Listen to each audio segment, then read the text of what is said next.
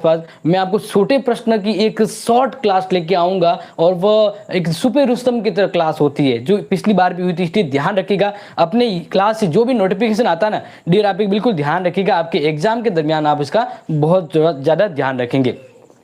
तो बात करते हैं, ज़्यादा समय अपने डिस्कस पे ना जाएंगे क्योंकि आपको जिस उम्मीद है यानी जिस उम्मीद से आप यहाँ पे आए हैं उसी उम्मीद पर हम चलते हैं और बात करते हैं अपनी जो पेपर 2 है उसमें यूनिट 5 को लेकर देखें। तो पहला मैं आपको क्लियर करवा देता हूं कि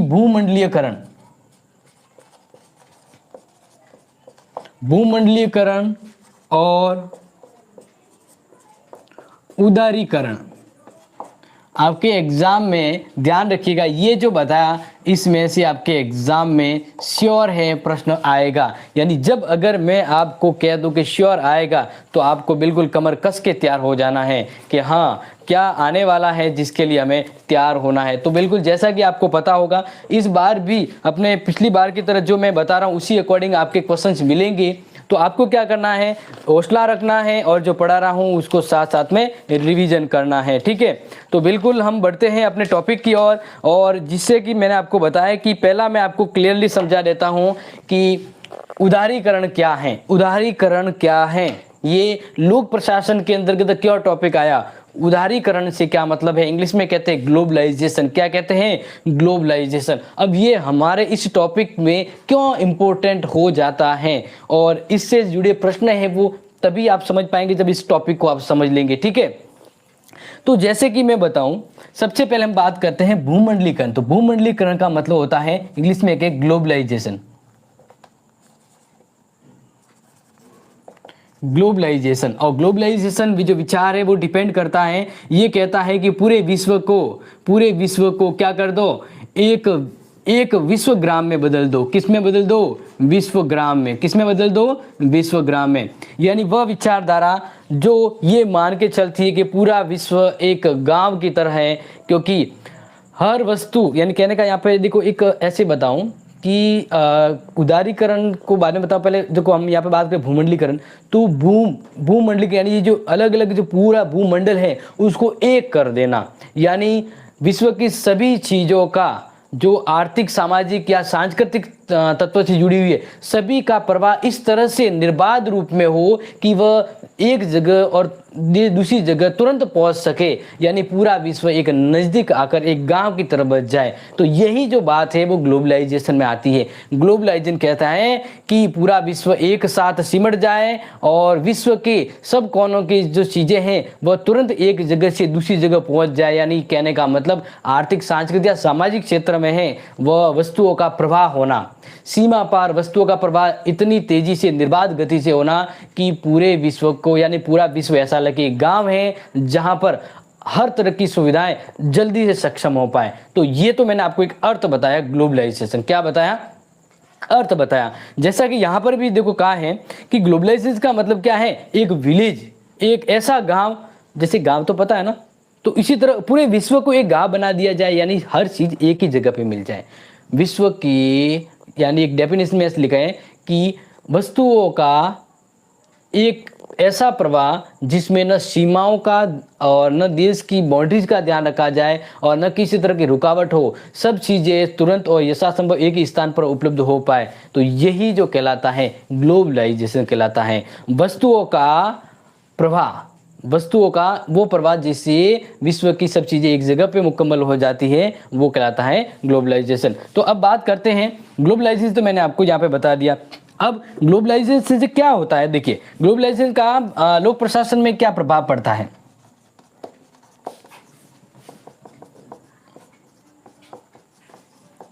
देखो ग्लोबलाइजेशन का लोक क्षेत्र पे काफी प्रभाव पड़ता है 1 आवर, ठीक है ना। तो अब यहाँ पर बात करते हैं कि लोक प्रशासन का यानी ग्लोबलाइजेशन का लोक प्रशासन पर क्या प्रभाव पड़ता है। तो इससे आपको पता है कि ग्लोबलाइजेशन क्या करता है, पूरे विश्व को समेट लेता है। पूरे विश्व की सांस्कृतिक, आर्थिक या राजनीतिक जो पृष्ठभूमि है वो एक जगह केंद्रित हो जाए, वस्तु और विचारों का प्रवाह निर्बाध गति से एक जगह पे सक्षम हो पाए। तो इस तरह से लोक प्रशासन को भी तो फायदा होगा, क्योंकि यहाँ पर देखा गया है कि जैसे मान लीजिए अमेरिका की जो प्रशासनिक व्यवस्था कैसे चल रही है, ब्रिटेन की कैसे चल रही है, चाइना की कैसे चल रही है और अदर देश की देखें, तो अगर हम तुरंत एक ऐसे गांव में, पूरा विश्व ऐसे गांव में तब्दील हो जाए जहां पर तुरंत सूचना और तकनीकी का एक जगह भंडारा हो, तो हमारे यहाँ का जो लोक प्रशासन है उसमें जो कमियां हैं वह तुरंत सुधार हो पाए, हम दूसरों से सीख पाए और वह जो दूसरे देशों की जो लोक प्रशासन की अच्छी कहते हैं ना वो क्वालिटी थे वो इन्वॉल्व कर पाए। तो यही है कि मान लीजिए अमेरिका में जैसे लोक प्रशासन, लोक सेवक कैसे काम कर रहे हैं, तो वह चीज़ें हमारे यहाँ पर पॉसिबल हो जाएगी, क्योंकि ये ग्लोबलाइजेशन है, ये पूरे विश्व को एक साथ एक गांव में बदल देगा। तो हमें विश्व की वो अच्छी चीज़ें मिल पाएगी जो एक लोक प्रशासन को बढ़िया बना सकती है, एक सक्षम और लोकतांत्रिक रीति के अकॉर्डिंग बना सकती है। तो लोक प्रशासन है, ठीक है ना। तो यहाँ पर देखिए जैसे कि अपने, ठीक है, मैं एक दो पॉइंट बोर्ड पे भी लिख देता हूँ कि क्या प्रभाव पड़ता है। तो देखिए एक तो क्या होगा कि लोक प्रशासन पर भूमिलीकरण से क्या होगा, प्रशासनिक व्यवस्था में सुधार होगा, प्रशासनिक व्यवस्था में सुधार होगा, ठीक है। इसके अलावा जैसे बात करें तो यहाँ पर नेक्स्ट जो बात करें कि वो क्या है, नेक्स्ट दूसरा जैसे देखो प्रशासनिक लोक प्रशासन व्यवस्था भूमंडलीकरण से क्या होगा कि सूचना एवं वस्तुओं का प्रवाह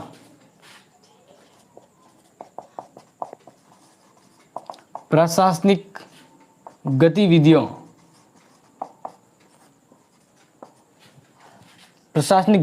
में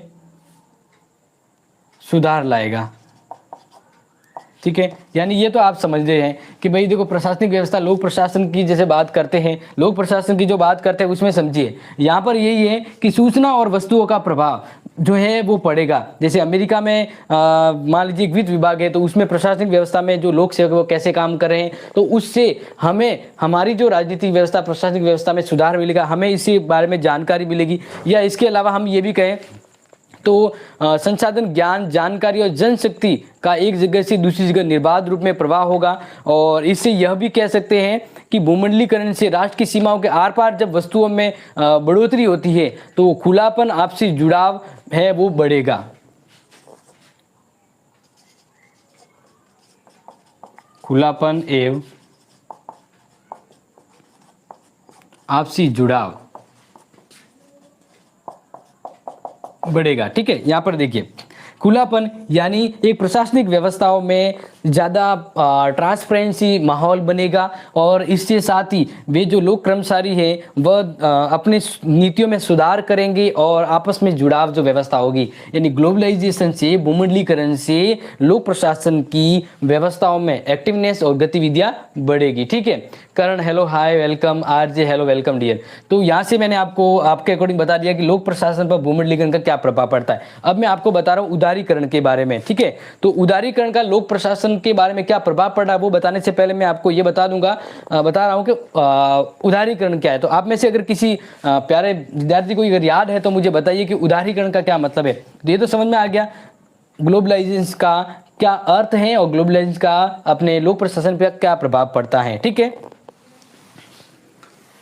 तो बताइए उदारीकरण के बारे में, क्योंकि उदारीकरण और मैंने पहले कहा कि दोनों में से एक न एक आपके एग्जाम में छपा हुआ है। अब नेक्स्ट हम सीधा उदारीकरण को यहाँ पे क्लियर कर रहे हैं ताकि आपका जो भी कोई डाउट हो तो साथ साथ में क्लियर भी हो जाएगा।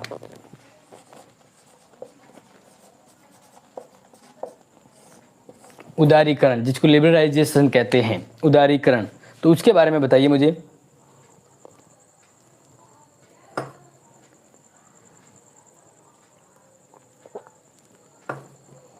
बताइए उदारीकरण का देखो एक सिंपल मीन्स होता है उदार, यानी लिबर यानी उदार रवैया का अपनाना।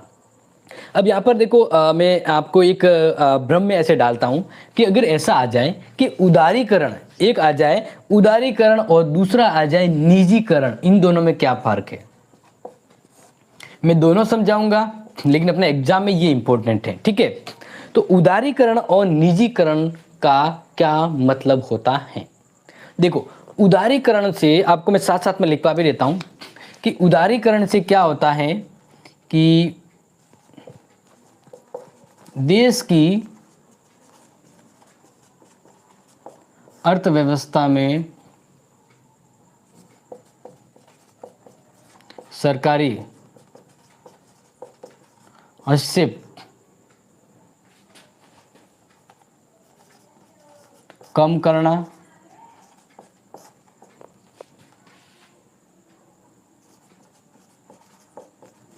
सरकारी नियम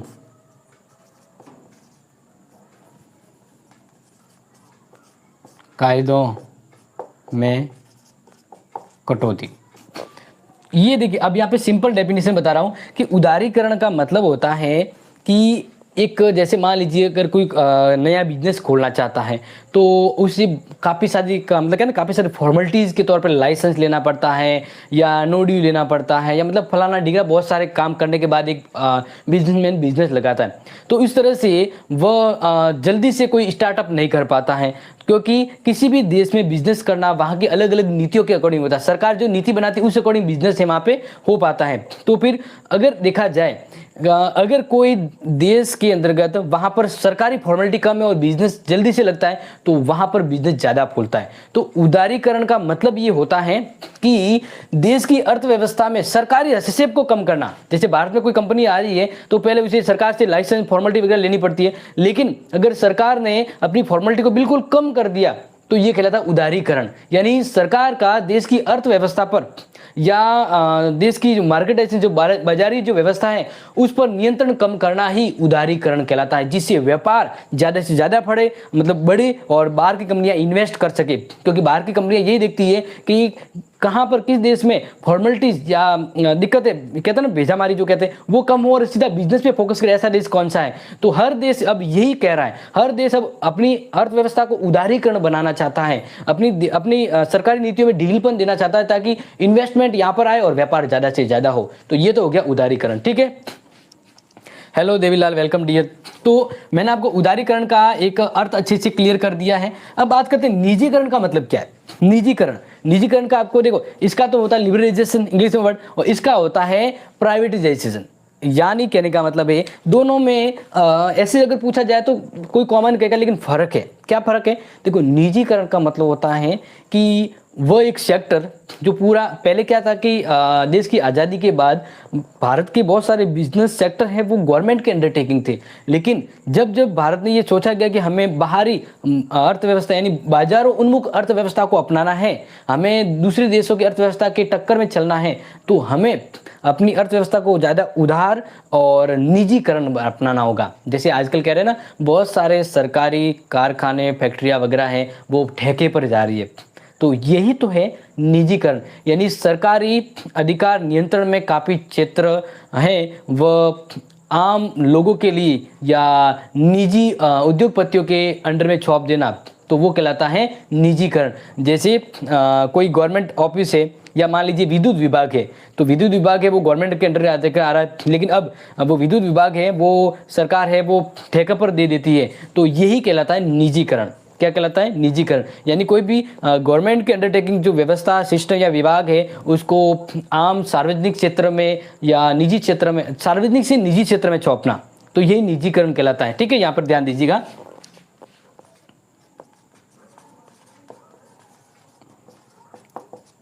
सार्वजनिक क्षेत्र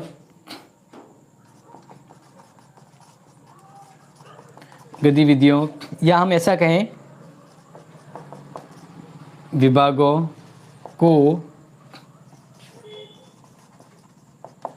निजी क्षेत्र में, निजी क्षेत्र को सौंपना, निजी क्षेत्र को सौंपना, तो यही तो कहलाता है। यानी सार्वजनिक यानी गवर्नमेंट के अंडर के सेक्टर, अब वो अगर प्राइवेट सेक्टर में भेज दिए जाएंगे तो यही निजीकरण कहलाता है। आज के समय आपने देखा होगा कि आज़ादी के समय काफ़ी ऐसी चीज़ें थी जहाँ पर क्या था, गवर्नमेंट के अंडर में सब काम होते थे, लेकिन इस तरह से गवर्नमेंट है वो समय पर लक्ष्य पूरा नहीं कर पा रही थी और देश की अर्थव्यवस्था नहीं बढ़ पा रही थी। यानी एक तो सरकार एक काम करती है और वही काम अगर आम लोगों को सौंप दिया जाए तो प्राइवेट इंडस्ट्री मार्केट जो कैपिटलाइज्ड लोग हैं या बड़े बड़े उद्यमी हैं वह उस क्षेत्र में काम करेंगे तो देश की अर्थव्यवस्था में काफ़ी ज़्यादा बढ़ोतरी होगी। तो सरकार ने काफ़ी ऐसे विभाग क्षेत्र हैं वह निजी सेक्टर को सौंप दिए ताकि अर्थव्यवस्था में तेजीपन आए। ठीक है, तो इस तरह से मैंने आपको उदारीकरण और निजीकरण के बारे में समझाया। लेकिन अपना जो बड़ा जो टॉपिक है उदारीकरण के ऊपर ज़्यादा है कि उदारीकरण से लोक प्रशासन पर क्या प्रभाव पड़ा, ये मैं आपको समझा रहा हूँ। लेकिन फिलहाल इससे पहले आप समझ लीजिए कि भारत में उदारीकरण की शुरुआत कब होती है। भारत में उदारीकरण की शुरुआत कब होती है ये थोड़ा सा ध्यान रखिएगा। ठीक है, जैसे कि आपको पता होगा उदारीकरण का जो दौर है वह शुरू होता है 1980 से 81 के मध्य, क्योंकि उदारीकरण का एक दौर तब शुरू हुआ जब विश्व में साम्यवादी विचारधारा समाजवादी विचारधारा है वो प्रभावशाली हो रही। तो उस समय उदारीकरण का दौर आया और उदारीकरण ने एक अपनी छाप छोड़ दी विश्व के समक्ष और बाजारों उन्मुखी व्यवस्था को अपनाने पर जोर दिया गया कि एक देश को अपनी अर्थव्यवस्था अपनी जो विकसित अर्थव्यवस्था के अंदर बदलना है तो उसे उदारीकरण अपनाना होगा। यानी एक देश तभी ग्रो करता है जब वह आंतरिक और बाह्य रूप में सफल रूप में अपनी गतिविधियों को संचालित करता है। तो हमें जैसे मान लीजिए डॉलर की ज़रूरत है तो हम बाहर से इन्वेस्टर को यहाँ पे इनवाइट करते हैं, तो उसके लिए हम ऐसी पॉलिसी यहाँ पर अपनाएं कि लोग बाहर से यहाँ पे इन्वेस्ट करें। तो यही है वो उदारीकरण के अंतर्गत होता है। तो अब हुआ यहाँ पर कि 1980 से 81 के मध्य भारत के अंतर्गत उदारीकरण की एक पहल हुई और जिसकी अगर मैं बात करूँ सीधे टू द पॉइंट पे तो अपने पूर्व प्रधानमंत्री पूर्व पीएम राजीव गांधी जी, पूर्व प्रधानमंत्री श्री राजीव गांधी जी के समय जब ये प्रधानमंत्री थे उस दौर में उन्होंने पहल की। किसकी पहल की? इन्होंने ही सबसे पहले पहल की थी। ठीक है ना, पहल की किसकी पहल की? उदारीकरण की। किसकी पहल की? उदारीकरण की।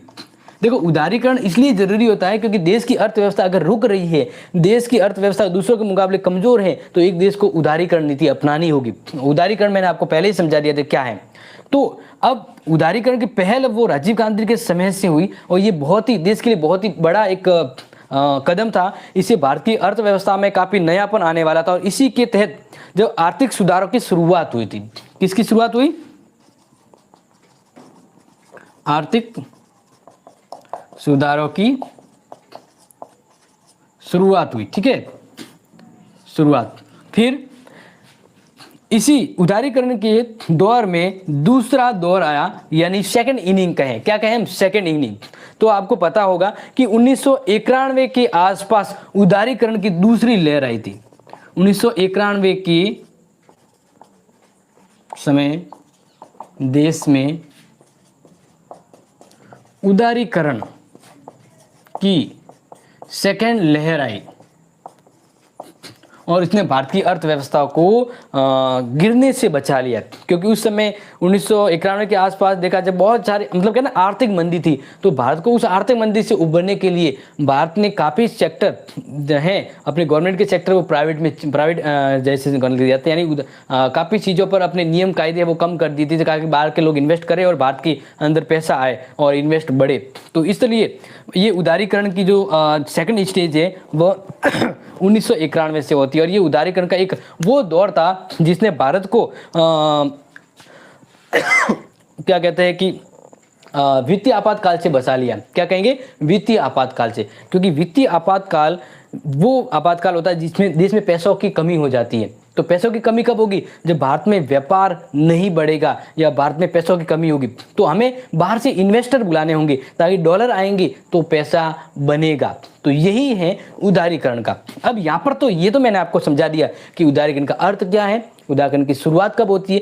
अब अपना जो आगे टॉपिक है जो एग्जाम में पूछा जाएगा कि उदारीकरण से लोक प्रशासन का क्या ताल्लुक है या उदारीकरण का लोक प्रशासन के ऊपर क्या प्रभाव पड़ा।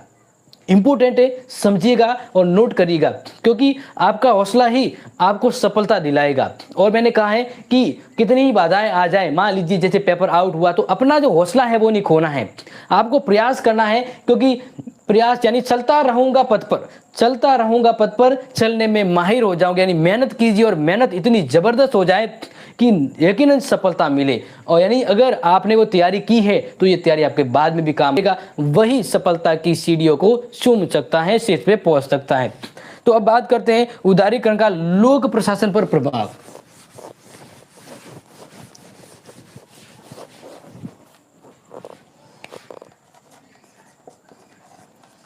उदारीकरण की व्यवस्था मैंने आपको समझा दी, तो अब आपको यह भी समझ आ जाएगा उदारीकरण का लोक प्रशासन, अपनी जो टॉपिक है लोक प्रशासन पर क्या प्रभाव पड़ेगा, ये मैं आपको पॉइंट के साथ बताऊंगा डियर, तो आप समझिएगा और पॉइंट के साथ लिखिएगा। और एक आपसे रिक्वेस्ट करूंगा कि आप जब भी एग्जाम में लिखें तो मैटर आप पेज भरने में ज़्यादा यकीन करते, मैंने कहा था पेज भरना है, लेकिन एक चीज़ और गौर कीजिएगा कि आप जो भी लिखे स्पष्ट लिखे और पॉलिटिकल में पी यानी पॉइंट का जरूर यूज करें और अंडरलाइन कर दे।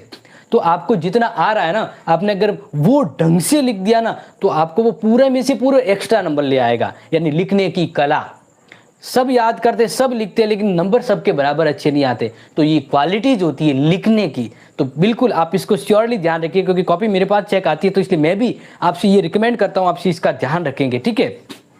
सेकेंड ईयर की क्लास कब लगेगी सर जी? सेकेंड ईयर की क्लास है वो कल मॉर्निंग में पोस्टपोन की है डियर, तो आप एक बार अपडेट रहिएगा, जैसे ही आएगा वैसे अपने ग्रुप में मैं शेयर कर देता हूँ, तो बस अपडेट रहिएगा, क्योंकि जो जगत है सतर्क है वही प्राप्त करेगा, तो इस चीज़ का ध्यान रखेंगे। तो उदारीकरण का लोक प्रशासन में क्या प्रभाव पड़ता है, इसको पॉइंट वाइज मैं आपको बता रहा हूँ। तो पहला पॉइंट समझिएगा कि राज्य और सरकार की भूमिका में कटौती, राज्य एवं सरकार की भूमिका में कटौती। देखिए अब ये पॉइंट कैसे आपको याद रखना है, समझना होगा तब। देखिए राज्य और सरकार की भूमिका में कटौती, एक देश के अंदर राज्य, जैसे देश यानी राज्य की बात करें, एक राज्य अपने इंपॉर्टेंट अपने एक नागरिक के लिए बहुत ही खास होता है, ठीक है, और उसमें सबसे जरूरी होती है उसकी सरकार। तो राज्य और सरकार की भूमिका बहुत ज़्यादा होती है उस नागरिकों के लिए।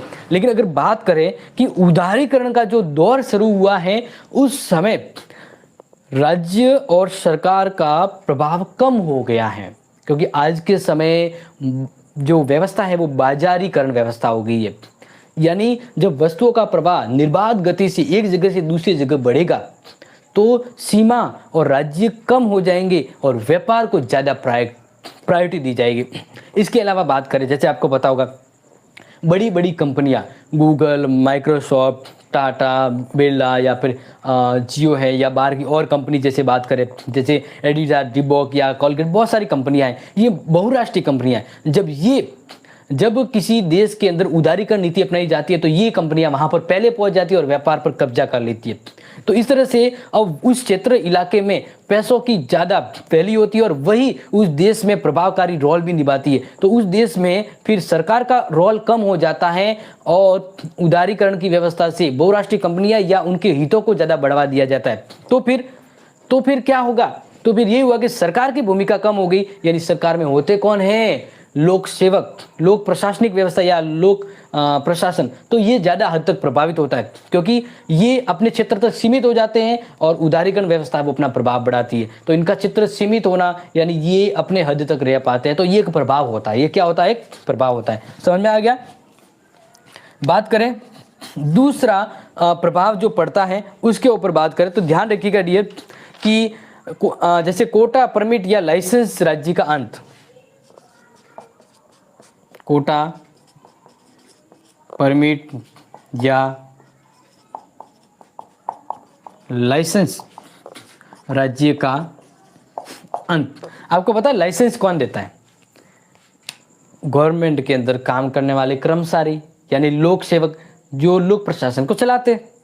तो अब अगर उनके पास से लाइसेंस की स्वीकृति या लाइसेंस बनाने का जो अधिकार है, जैसा काम है, वो समाप्त कर दिया जाए तो लोक प्रशासन अपने आप में ढीलापन होगा कि नहीं होगा। जैसे हमें मान लीजिए कोई दुकान लगानी है, तो उसके लिए हमें कोई एक ऐसी दुकान लेनी जिससे परमिशन की जरूरत होती है, तो हम परमिशन लेने जाते हैं, तो फिर ये जो लोक सेवक होते हैं जो प्रशासन में बैठे हैं, वो फिर नखरे करते हैं, या फिर कभी कभार तो रिश्वत भी लेते हैं, या फिर लेट लतीफ़ी करते हैं। तो इस तरह से कोई काम है वो सुचारू रूप में नहीं हुआ था, या फिर मनोदशा खराब हो जाती है। लेकिन उदारीकरण से क्या हुआ कि काफ़ी सारे उद्योगों के लिए लाइसेंस समाप्त कर दिया गया, तो अब लोक प्रशासन के पास जाने की जरूरत ही नहीं, यानी यहाँ पे लोक प्रशासन है वो प्रभावित होता है कि नहीं होता। आपको समझ में आ गया होगा, क्लियरली ये चीज़ समझा रहा हूँ। सर इतिहास के भाग 2 में विश्व का इतिहास की मैराथन क्लास कब लगेगी? कल लगेगी डियर। कल मॉर्निंग का प्रस्ताव है, तो थोड़ा सा ध्यान रखिएगा, मॉर्निंग में आ सकती है। इसके अलावा लोक प्रशासन की एक नई भूमिका यानी सहायता और मददगार का नया रूप।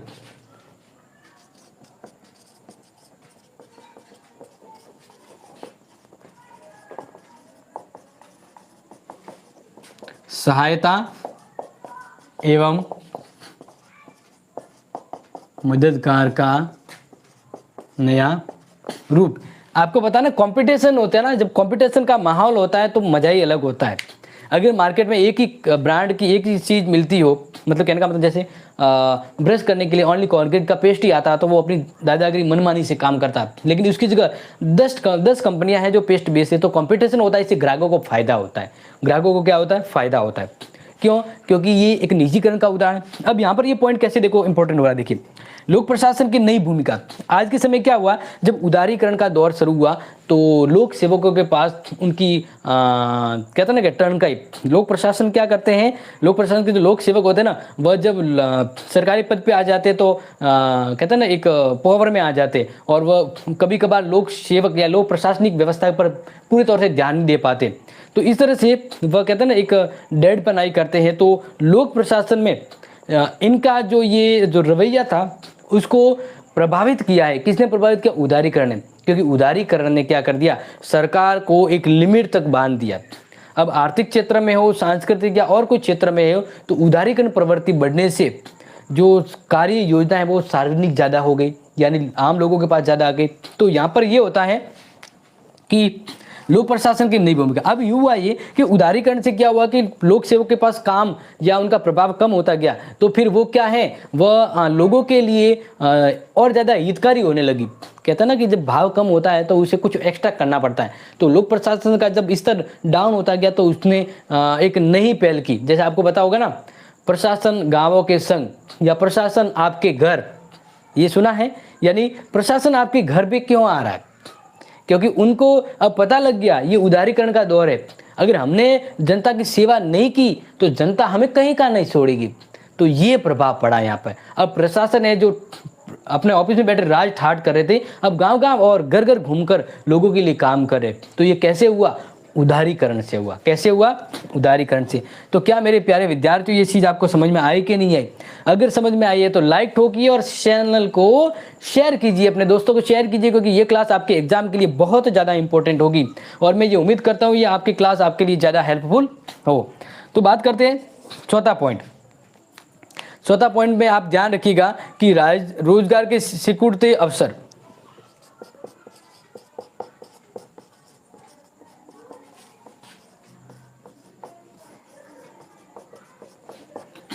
ये तो आपको पता है, रोजगार अगर नहीं मिलेगा तो देश में आर्थिक मंदी या गरीबी या अव्यवस्था उत्पन्न होती है। तो अब यहाँ पर मैं आपको अगर बताऊँ तो क्या होता है कि उदारीकरण से विदेशी पूंजी या विदेशी जो प्रवृत्तियाँ हैं वो ज़्यादा आती है। कहने का मतलब एक देश में अगर व्यापार के लिए, दूसरे देशों के व्यापार के लिए कोई रोक टोक नहीं लगा दी गई तो इससे क्या होगा, बाहरी लोग यहाँ पर आएंगे और यहाँ पर इन्वेस्ट करेंगे। यहीं से अपने देश में अगर अपना ही पैसा या अपने लोगों के रोजगार को चौपट कर यहाँ से कमा के चले जाएंगे। तो अब यहाँ पर ये नेगेटिव प्रभाव होता है कि उदारीकरण से एक देश की अर्थव्यवस्था प्रभावित होती है। वहाँ के छोटे मोटे उद्योग धंधे खत्म हो जाते हैं, क्योंकि बाहरी लोगों के यहाँ पे इन्वेस्ट करने से हम उनके टक्कर के बराबर उत्पादन नहीं कर पाते। तो इस वजह से काफ़ी लोगों को उन्हीं के देश में बेरोजगार होना पड़ता है, रोजगार की कमी का होनी पड़ती है। तो इस वजह से फिर वहाँ की सरकार को अब ज़्यादा अलग तरह से या नए तरीके से काम करना होता है, या सरकार को अपना ज़्यादा पैसा है वह लोक सेवा में लगाना पड़ता है, जबकि राष्ट्र उन्नति या विकास पर ध्यान न दिया जाए। तो ये इस तरह से उदारीकरण से सरकार की कार्य नीति पर भी प्रभाव पड़ता है। समझ में आया कि नहीं आया? यानी रोजगार सिकुड़ेगा तो लोक प्रशासनिक व्यवस्था प्रभावित होगी कि नहीं होगी? बिल्कुल होगी। तो यही मैं आपको यहाँ पे समझा रहा था लोक प्रशासन के बारे में। अब नेक्स्ट ध्यान दिया जाए तो प्रशासनिक सुधार।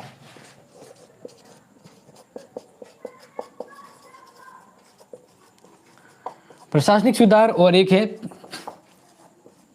संविदा पर काम करना। अब देखिए, अब जब उदारीकरण का दौर शुरू हुआ तो आपको पता है गवर्नमेंट स्कूल एक प्राइवेट स्कूल होती है। तो गवर्नमेंट स्कूल में वो एक मान लीजिए प्रशासनिक अधिकारी है, लेकिन वो एक जॉब पे फिक्स स्थायी हो जाते तो उसमें लेट लतीफ़ी या लापरवाही जैसी आ जाती है।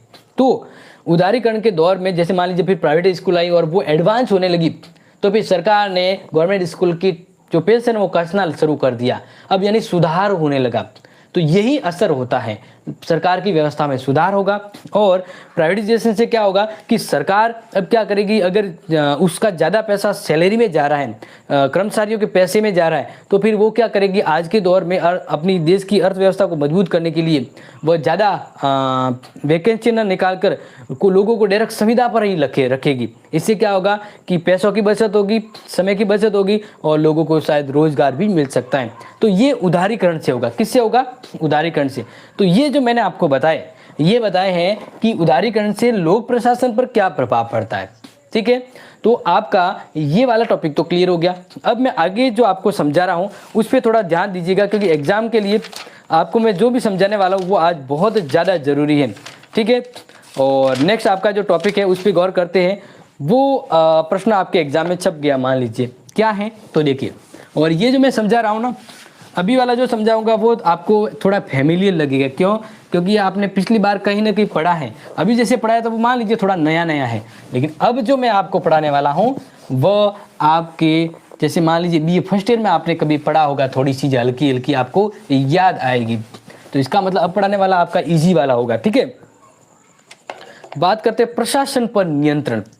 तो ये प्रश्न आएगा कि प्रशासन यानी लोक प्रशासन पर नियंत्रण कैसे रखा जाता है, या कार्यपालिका है वो लोक प्रशासन पर कैसे नियंत्रण रख रही है, व्यवस्थापिका है वो कैसे रख रही है, या हम कहें कि लोक प्रशासन पर नियंत्रण रखने के तरीके बताइए। तो इस तरह से 4-5 प्रश्न कहीं से भी घुमा के आ सकते हैं। मैं इस तरह से समझाऊंगा कि प्रश्न कैसा ही घूम के आ जाए, यानी यॉर्कर अगर आप अच्छे खिलाड़ी बन जाओ तो कैसे भी यॉर्कर आ जाए, छक्का तो लगा ही दोगे। हेलीकॉप्टर शॉट यानी कहते हैं धोनी का जो शॉट होता है वो लगा पाओगे। वो कब होगा? जब आप एक्सपर्ट बन जाओगे। यानी आप ये टॉपिक ऐसा समझ लो कि आगे वाला प्रश्न कैसा ही घुमा के आ जाए, आप तो उसके छक्के छुड़ा दोगे। ठीक है ना? इस तरह से हम आगे बढ़ते हैं और आपको सीधा एक हेडिंग पॉइंट लिखूंगा, प्रशासन पर नियंत्रण। प्रशासन पर ये ध्यान रखिएगा मेरे प्यारे विद्यार्थियों कि जैसे मैंने आपको बताया कि प्रश्न कैसे भी घूम के आ जाए, आपको बस टू द पॉइंट पता होना चाहिए। तो प्रशासन, एक बार अगर भूल गए तो वापस बता दूं, प्रशासन का मतलब होता है सरकार और सरकार के कर्मचारी, सरकार एवं सरकारी कर्मचारी। बस यही तो है प्रशासन है क्या, लोक प्रशासन है क्या। अलग अलग डेफिनेशन होती है, लेकिन मैंने आपको सिर्फ 2 शब्द दिए हैं। लोक प्रशासन क्या है? सरकार और सरकारी कर्मचारी। बस ये जिस तरह से काम करते हैं, मैनेजमेंट वगैरह जो होता है वही लोक प्रशासन है। तो बस ये चीज आप दिमाग में रखिएगा जब आप पेपर देने जाएं। ये लोक प्रशासन का पेपर है तो दिमाग में ध्यान रखिएगा, लोक प्रशासन मतलब क्या? सरकार और सरकारी कर्मचारी ये जो काम करते हैं, जो पॉलिसी, जो प्रबंध, जो मैनेजमेंट होती है, और यही तो लोक प्रशासन की बात हो रही है। तो इस तरह से आपको समझ में आ जाना चाहिए।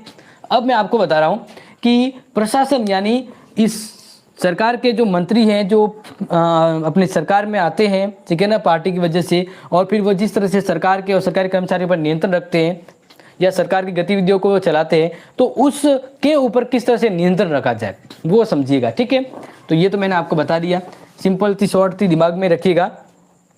तो लोक प्रशासन पर नियंत्रण है वो 3 प्रकार से होता है। नोट कर लेना, ये इंपॉर्टेंट है। लोक प्रशासन पर नियंत्रण कितने प्रकार हैं? 3 प्रकार से नियंत्रण होता है।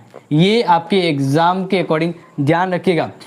3 प्रकार से लोक प्रशासन पर नियंत्रण होता है या रखा जाता है। ठीक है, पहला, और हर एक के मैं अलग अलग से बता दूंगा। तो पहला मैं ऐसे करता हूं कि आपको यहाँ पे सारणी बना देता हूं ताकि आपको एक एक में अच्छे से समझा पाऊं। ठीक है, 3 तरीके बता रहा हूं। सबसे पहला तरीका जो आपको, यानी तीनों तरीके आपके याद होना चाहिए। ठीक है ना, लोक प्रशासन पर विधायी नियंत्रण। लोक प्रशासन पर विधायी नियंत्रण, विधायी नियंत्रण। ठीक है, नेक्स्ट समझ में आ गया आपको ये वाला। यानी लोक प्रशासन पर एक तो विधायी नियंत्रण होता है पैसों का, यानी सरकार और सरकारी कर्मचारियों पर हम नियंत्रण रखना चाहते हैं, लोक प्रशासन पर नियंत्रण रखना चाहते हैं तो पैसे, क्योंकि पैसा कहते हैं पैसे तेरी माया गजब की है, और पैसा किसी को बनाता है और किसी को बिगाड़ देता है। तो लोक प्रशासन को भी कंट्रोल में रखना है तो पैसों का यानी वित्तीय व्यवस्था को अपने कंट्रोल में रखना होगा। यानी जिस तरह से हम छोड़ेंगे ढील उसी तरह से चीज़ें बढ़ेगी। सर जी लास्ट ईयर का पेपर भी सॉल्यूशन करवा देना। हाँ डियर, जैसे कि बिल्कुल बिल्कुल मैं आपको करवा दूंगा। तो इसके लिए मैं कल प्लान बना रहा हूँ। कल आपकी क्लास में कुछ एडवांस स्पेशल होगा। स्पेशल क्या होगा कि एक तो आपके जो पूरे बुक से जो भी छोटे छोटे प्रश्न बन रहे हैं ना, वो सभी प्रश्न एक ही क्लास में ले आऊँगा। जैसे कि पिछले अपने जो पेपर था उसमें मैंने लास्ट टाइम में बहुत ही ज़बरदस्त क्लास लाई थी, उसमें से काफ़ी प्रश्न आए थे। ठीक है ना, शॉर्ट क्वेश्चंस। इसके अलावा जो लास्ट ईयर का जो पेपर था, लास्ट ईयर पेपर के जो इंपॉर्टेंट जो प्रश्न बनने वाले हैं एग्जाम के लिए, वो मैं आपको बताऊंगा। ठीक है, यानी आज की क्लास, कल की क्लास और पीछे की जो 4 क्लासें थी मैराथन, वो देख लिया, यानी आप कहेंगे पेपर की खोपड़ी में छेद करने के लिए तैयार हैं, बस पेपर आने की देर है। तो यहाँ पर लोक प्रशासन पर 3 प्रकार से नियंत्रण होता है। पहला, लोक प्रशासन पर विधायी नियंत्रण होता है। दूसरा है कार्यपालिका पर नियंत्रण। कार्यपालिका यानी यहां पर समझिएगा लोक प्रशासन पर कार्यपालिका का नियंत्रण। लोक प्रशासन पर कार्यपालिका नियंत्रण, यानी लोक प्रशासन कार्यपालिका किस तरह से नियंत्रण रखती है। और तीसरा जो नियंत्रण रखा जाता है उसको समझ लीजिए, लोक प्रशासन पर न्यायिक नियंत्रण। लोक प्रशासन पर न्यायिक नियंत्रण। ठीक है, अब इसको समझ लीजिए, आपके एग्जाम के लिए ये प्रश्न मुझे लग रहा है इम्पोर्टेंट है। तो इम्पोर्टेंट है इसका मतलब एग्जाम के लिए आप अभी से कमर कस के इसको समझने के लिए तैयार हो जाइए, क्योंकि सफल होने के लिए कहते हैं ना कि सपनों को पाने के लिए रात जात तो कहना कि रात भर जगना होता है। सपने वो नहीं होते जो दिन में आते हैं, सपने वो नहीं होते, या फिर ऐसा भी कहेंगे सपने वो नहीं है जो रात को आते हैं, या सपने वो नहीं है जो सोने देते हैं। सब मतलब देखो लाइन का ऐसा मिक्स हो रहा है कि मैं लाइन पे पहुंच नहीं पा रहा हूँ। सपने वो होते हैं जो सोने नहीं देते, बस सिंपल ध्यान रखें, क्योंकि सपनों को पाने के लिए रातों से होड़ करनी पड़ती है, रातों में लड़ना पड़ता है, यानी मेहनत करनी पड़ती है। क्या करनी पड़ती है दोस्तों? मेहनत करनी पड़ती है। जो मेहनत करेगा बिल्कुल मैं उसी का साथ दूंगा, और जो मेहनत करता है वो सफल होता है। और आपने अगर मेहनत की होगी तो बिल्कुल आप अवश्य सफल हुए होंगे। और मैं ये कामना करता हूँ कि आप जिस तरह से आज मेहनत कर रहे हैं ना, वो कल आपके रंग लाएगी, उम्मीद करता हूँ, और ये उम्मीद पे दुनिया कायम है। तो बिल्कुल आगे बढ़ते हैं और बात करते हैं कि ये 3 तरह से नियंत्रण कैसे रखा जाता है। लोक प्रशासन पर नियंत्रण 3 प्रकार से रखा जाता है। तो पहला तो है विधायी नियंत्रण, दूसरा है कार्यपालिका के द्वारा नियंत्रण, तीसरा है न्यायिक नियंत्रण। अब तीनों को बारी बारी से समझना है, क्योंकि ये बड़ा प्रश्न आएगा। बड़ा प्रश्न हो सकता है कि ये की प्रश्न आ जाए 15 नंबर का हो सकता है, छोटे प्रश्न आ जाए तो 5 नंबर का हो सकता है। तो आपके आएगा जरूर, बस ये ध्यान रखिएगा। ठीक है, तो सबसे पहले बात करते हैं कि लोक प्रशासन पर विधायी नियंत्रण। अब यहाँ पर देखा जाता है कि लोक प्रशासन पर विधायी नियंत्रण जब बताऊं तो आपके दिमाग में ये होना चाहिए कि लोक प्रशासन कौन है। तो लोक प्रशासन में सरकार यानी वह मंत्री व्यवस्था जो सरकार में बैठी हुई है और उस मंत्री व्यवस्था के द्वारा लोक प्रशासन को चलाए जाते हैं, तो लोक प्रशासन के अंतर्गत आ रहे सभी सरकारी कर्मचारी, तो वे सरकारी कर्मचारी जो सरकार के अंडर में काम करें, तो ये सभी हैं वो क्या कहलाते हैं, ये सभी कहलाते हैं लोक प्रशासन के अंतर्गत या लोक प्रशासन। सेकेंड ईयर की क्लास डियर कल आपको मिलेगी। तो देखिए अब यहाँ पर जो भी चीज़ आपको बताऊँ उसको थोड़ा ध्यान रखिएगा कि आज के समय संसदीय व्यवस्था अपनाई गई है और संसदीय व्यवस्था के द्वारा लोक प्रशासन पर नियंत्रण रखा जाता है।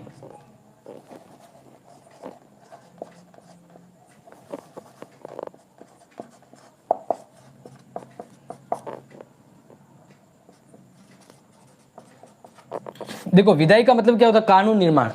विधायी का मतलब क्या होता है, कानून निर्माण। तो कानून निर्माण की शक्ति किसके पास है, संसद के पास है। तो इस तरह से संसद के द्वारा मान लीजिए वो जो लोक प्रशासन में जैसे मंत्री है, मंत्री सरकार में मान लीजिए आगे, अब वो जो कानून बना रहे हैं वो कानून तो तभी स्वीकृत होंगे जब संसद में पास होंगे। कहाँ पर पास होंगे, संसद में, क्योंकि मंत्री परिषद ने कानून बना मतलब का कोई विधेयक बना लिया, लेकिन वह संसद में आने के पास होने के बाद ही बनेगा। तो इसका मतलब लोक प्रशासन अपना मन मुताबिक काम नहीं कर सकती, उसे संसद के नियंत्रण में होकर ही काम करना पड़ता है। तो ये तो हो गया विधायी नियंत्रण। क्या हो गया, विधायी नियंत्रण, क्योंकि संसद सर्वोच्च देश की सर्वोच्च कार्यपालिका क्या विधायी शक्ति होती है।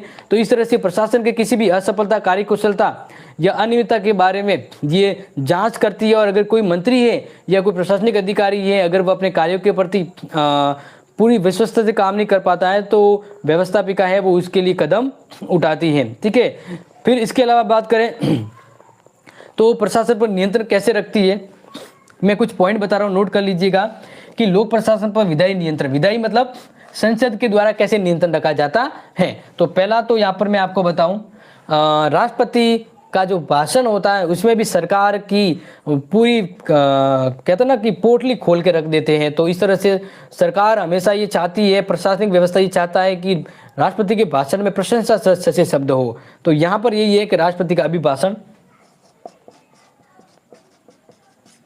राष्ट्रपति का अभिभाषण, और इस अभिभाषण के द्वारा जो व्यवस्थापिका यानी जो संसद है वो लोक प्रशासन पर नियंत्रण रखती है। दूसरा बात करें, इंपॉर्टेंट ध्यान रखिएगा, प्रश्नकाल, यानी प्रश्नकाल कहने का मतलब आपको पता होगा, आपने पढ़ा भी होगा फर्स्ट ईयर के अंतर्गत कि सरकार है यानी सरकार जो है, जिस पार्टी की सरकार है वो अपने हिसाब से कानून बनाने के लिए संसद में रखती है। तो फिर संसद में उस मंत्री परिषद पर नियंत्रण रखने के भिन्न भिन्न तरीके अपनाए गए। मंत्री परिषद है क्या, वो लोक प्रशासन के अंतर्गत आने वाला अंग है।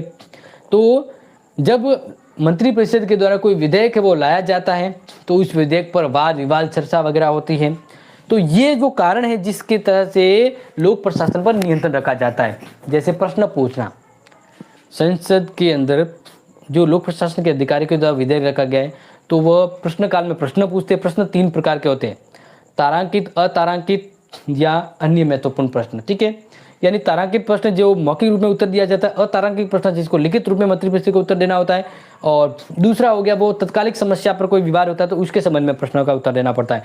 तो इस तरह से मंत्री परिषद के मेंबर को हाजिर जवाब होना पड़ता है और संसद के मंत्री अन्य सदस्यों के सवाल जवाब देने पड़ते। इस तरह से ये यहाँ पे संसद है वो नियंत्रण रखती है।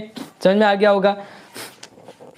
नेक्स्ट इसके अलावा बात करें, जैसे कि आपको पता होगा कि वाद विवाद तथा बहस, वाद विवाद एवं बहस, ठीक है, यानी सरकार की गतिविधि, सरकार की नीतियों कार्यों पर वाद विवाद होता है। इस तरह से सरकार की पोल या सरकार की एक व्यवस्थित तरह से पारदर्शिता या उसके ऊपर अपेक्ष लगाने की जो व्यवस्था है वो संसद में होती है। तो वो सरकार यानी जो व्यवस्थापिका यानी क्या कहें प्रशासनिक व्यवस्था है वो अपनी गलती को सुधार करना चाहती है। क्या करना चाहेगी? सुधार करना चाहेगी। इसके अलावा बात करें नियंत्रण रखने के लिए, आपको पता होगा बजट पर बहस, बजट पर बहस, 5वां अविश्वास प्रस्ताव।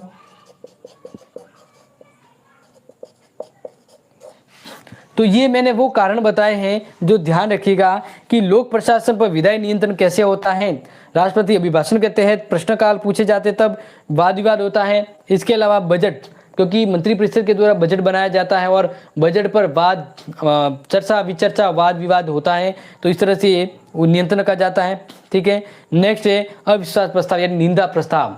तो जो प्रशासनिक व्यवस्था है जिसमें मंत्रिपरिषद होती है, ठीक है ना, और वो मंत्रिपरिषद है वह किसी भी तरह से अविश्वास प्रस्ताव पास होने नहीं देती, अन्यथा उसे त्याग पत्र देना होता है। तो इस तरह से अविश्वास प्रस्ताव के द्वारा भी लोक प्रशासन की व्यवस्था पर नियंत्रण रखा जाता है। तो ये वाला मैंने आपको बता दिया क्योंकि ये प्रश्न आपके एग्जाम में बहुत ज़्यादा इंपॉर्टेंट होने वाला है। अब है लोक प्रशासन पर कार्यपालिका नियंत्रण कैसे होता है, ये ध्यान रखिएगा। कार्यपालिका नियंत्रण की बात करें तो इसमें सबसे जरूरी चीज़ है वो ध्यान रखिएगा कि कार्यपालिका नियंत्रण का मतलब होता है कि राष्ट्रपति, ठीक है ना, राष्ट्रपति की जो व्यवस्था यानी भारत के अंतर्गत देखा जाए तो एक कार्यपालिका प्रधान राष्ट्रपति होता है। तो राष्ट्रपति और राष्ट्रपति की जो व्यवस्था है वह लोक प्रशासन पर कैसे नियंत्रण रखती है। तो जैसे आपको पता होगा कोई भी नई मांगे हो या नया कोई कानून वगैरह बना हो तो वो तभी बनता है जब राष्ट्रपति उस पर साइन करता है। तो इस तरह से देखा जाए तो शासन की नीतियों का निर्धारक कार्यपालिका, शासन की नीतियों का मुख्य निर्धारक कौन होता है, कार्यपालिका। कौन होता है, कार्यपालिका। तो इस तरह से कार्यपालिका है वो प्रशासनिक नीतियों पर ध्यान रखती है। बात करें दूसरा किस तरह से नियंत्रण रखनी है तो मैंने पहला बता दिया। दूसरा जो नियंत्रण का बात करें तो वो है जैसे कि आपको पता होगा कि प्रशासकों की नियुक्ति करना, यानी आपको पता है राष्ट्रपति है वह विभिन्न प्रशासनिक अधिकारियों की नियुक्ति करता है, उसे हटाता है। तो इस तरह से जो राष्ट्रपति है वो कार्यपालिका प्रधान हो गया, तो वह उस प्रशासनिक व्यवस्थाओं पर नियंत्रण रखता है। मंत्रियों को या अधिकारियों को पद पे नियुक्त करना या हटाना, तो ये एक तरह से नियंत्रण ही होता है। Mahavir Singh, hello, welcome dear. नियुक्ति, पदच्युति, निष्कासन, तो ये वो तरीके हैं जिसके द्वारा व्यवस्था अपने लोक प्रशासन पर नियंत्रण रखा जाता है। क्योंकि राष्ट्रपति है वो विभिन्न पदाधिकारियों को उसके पद पर नियुक्त करता है जो प्रशासनिक अंग का इच्छा होते हैं, लेकिन अगर वो सही काम ना करें तो उस पर राष्ट्रपति है वो उसे हटा भी सकता है। तो ये एक नियंत्रण हो गया। क्या हो गया, नियंत्रण हो गया। इसके अलावा बात करें, आपको पता होगा बजट कार्यपालिका बनाती है। बजट कौन बनाता है, कार्यपालिका बनाती है। तो इस तरह से देखा जाए तो इन तरीकों से कार्यपालिका पर है वो कार्यपालिका जो है लोक प्रशासन पर नियंत्रण रखती है। फिर बात करें लोक प्रशासन पर न्यायिक निर्णय कैसे होता है। अब ध्यान रखिएगा ये तो पूरा आएगा, अगर पूरा नहीं भी आता है तो ये वाला जो बता रहा हूं ना ये काफी इंपॉर्टेंट है। अब इसको थोड़ा समझ लीजिएगा, ठीक है, क्योंकि ये जरूरी है। लोक प्रशासन पर न्यायिक निर्णय या तो अलग से ऐसा आ सकता है या फिर बड़े प्रश्न में आ जाए तो भी आप ध्यान रखिएगा, यानी आने की संभावना रहती है। तो लोक प्रशासन पर न्यायिक निर्णय के बारे में ध्यान रखिएगा कि यहाँ पर जैसा कि बताया कि प्रशासन पर विधायिका का नियंत्रण होता है। प्रशासन पर विधायिका का नियंत्रण,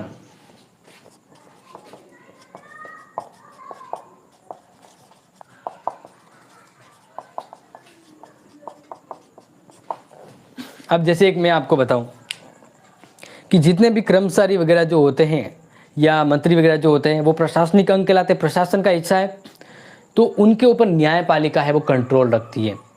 कोई गलत है वो लोकतंत्र के विरुद्ध कानून ना बने, सरकार अपनी मनमर्जी से का व्यवस्था कायम न करे या ऐसे कोई कानून न बनाए जिससे लोगों के अधिकारों का हनन हो रहा हो, या फिर कोई भी कर्मचारी है जो प्रशासनिक अंग का हिस्सा है वह अगर अपने सही काम का सदुपयोग नहीं कर रहा है, अपने काम के प्रति लापरवाही कर रहा है या फर्जी बन के काम कर रहा है या फिर कार्यों की अवहेलना कर रहा है, तो इस तरह से न्यायिक व्यवस्था है वह विभिन्न तौर तरीकों से उस पर नियंत्रण रखती है। जैसे आपको पता होगा उच्च न्यायालय और उच्चतम न्यायालय के द्वारा रिट जारी की जाती है।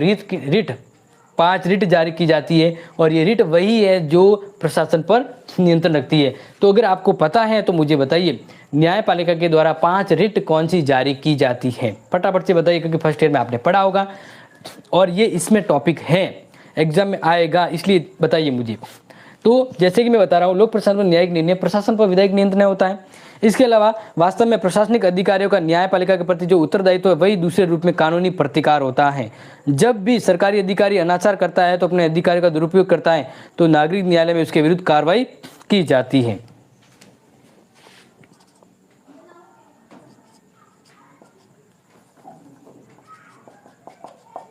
बताइए मुझे, प्रशासनिक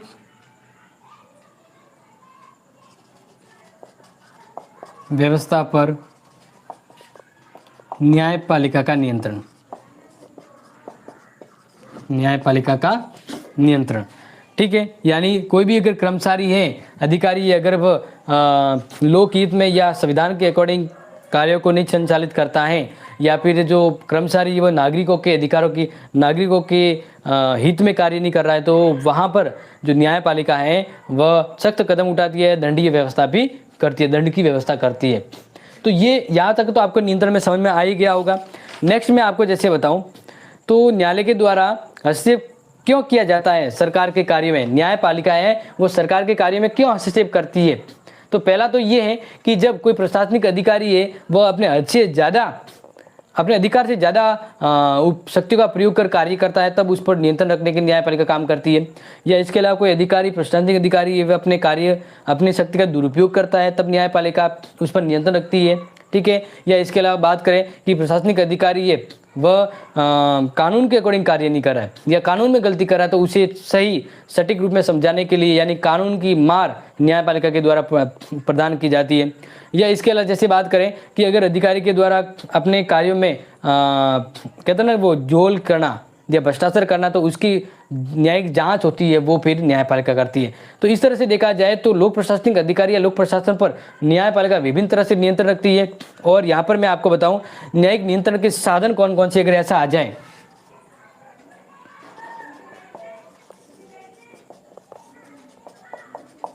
न्यायिक नियंत्रण के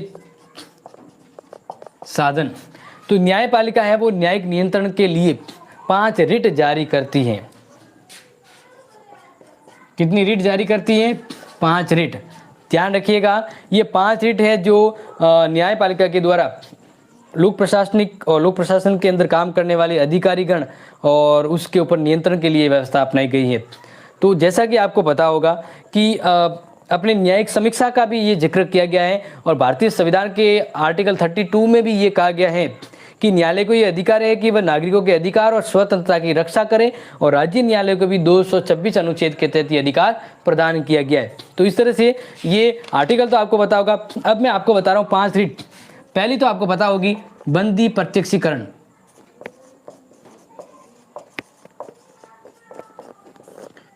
यानी किसी भी सरकारी कर्मचारी या प्रशासनिक व्यवस्था के द्वारा किसी व्यक्ति को गलत तरीके से, गलत कारण से बंदी बना दिया गया है, तो फिर उस के संरक्षण में यानी प्रशासनिक व्यवस्था पर नियंत्रण रखने के लिए बंदी प्रत्यक्षीकरण की व्यवस्था अपनाई गई है। इसमें देखो ये कहा जाता है कि कैदी को कानून के विरुद्ध है वो जेल में नहीं रखा जाता है और तब तक उसे अपराधी नहीं माना जाएगा जब तक न्यायालय उसे मान्य न कर दे। इस यानी कहने का मतलब है ये एक सुरक्षा प्रदान की गई है कि कभी कभार गलती से प्रशासनिक अधिकारी है वो गलत व्यक्ति के प्रति गलत नीति का प्रयोग न करे, इसलिए बंदी प्रत्यक्षीकरण की व्यवस्था की जाती है। पहली रीट। दूसरी आपको पता होगी परमादेश।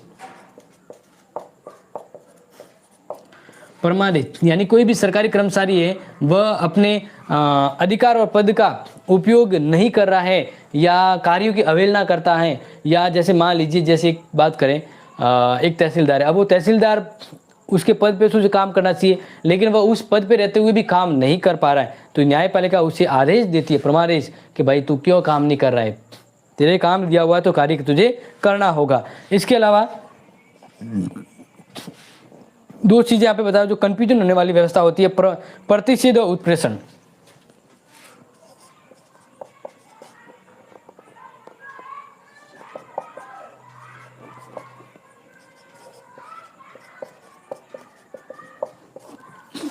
देखिए ये साथ में समझ लीजिए। प्रतिषेध का मतलब होता है यहाँ पर कि जो उच्च न्यायालय है उसके द्वारा निम्न न्यायालय को रोका जाता है कि कोई ऐसा विवाद, अगर ऐसा मसला आपके पास आया जो आपके अधिकार में नहीं है, तो उस पर आप सुनवाई न करें, यानी अधिकार क्षेत्र के बाहर कोई न्यायालय जा रहा है तो उसे रोकना प्रतिषेध कहलाता है। उत्प्रेषण का मतलब ये हुआ कि उच्च न्यायालय के द्वारा निम्न न्यायालय को उनकी पुराने जितने भी जो फैसले न्यायिक कार्य किए हैं उसकी जांच करने के लिए उनके पास जो भी विवाद मसले हैं वो उच्च न्यायालय के पास मंगवाए जाते हैं, ताकि कोई गलतियां या अधिकारों का दुरुपयोग न हो। तो इस तरह से ये उत्प्रेषण कहलाता है। नेक्स्ट बात होती है मतलब पांचवी रीट है, पांचवी है अधिकार प्रचार।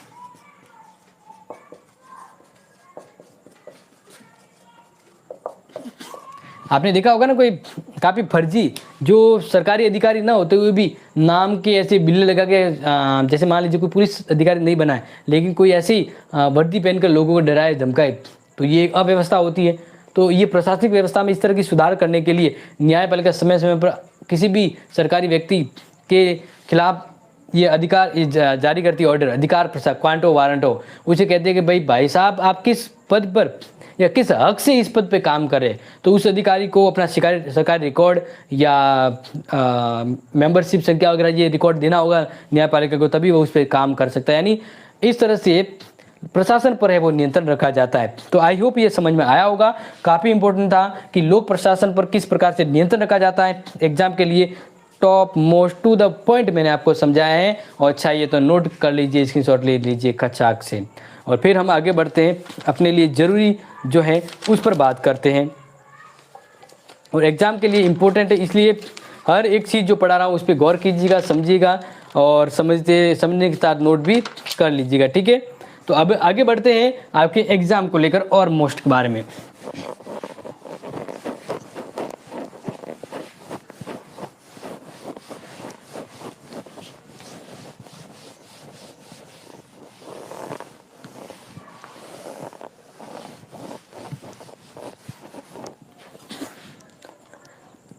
लेखांकन और लेखा परीक्षण।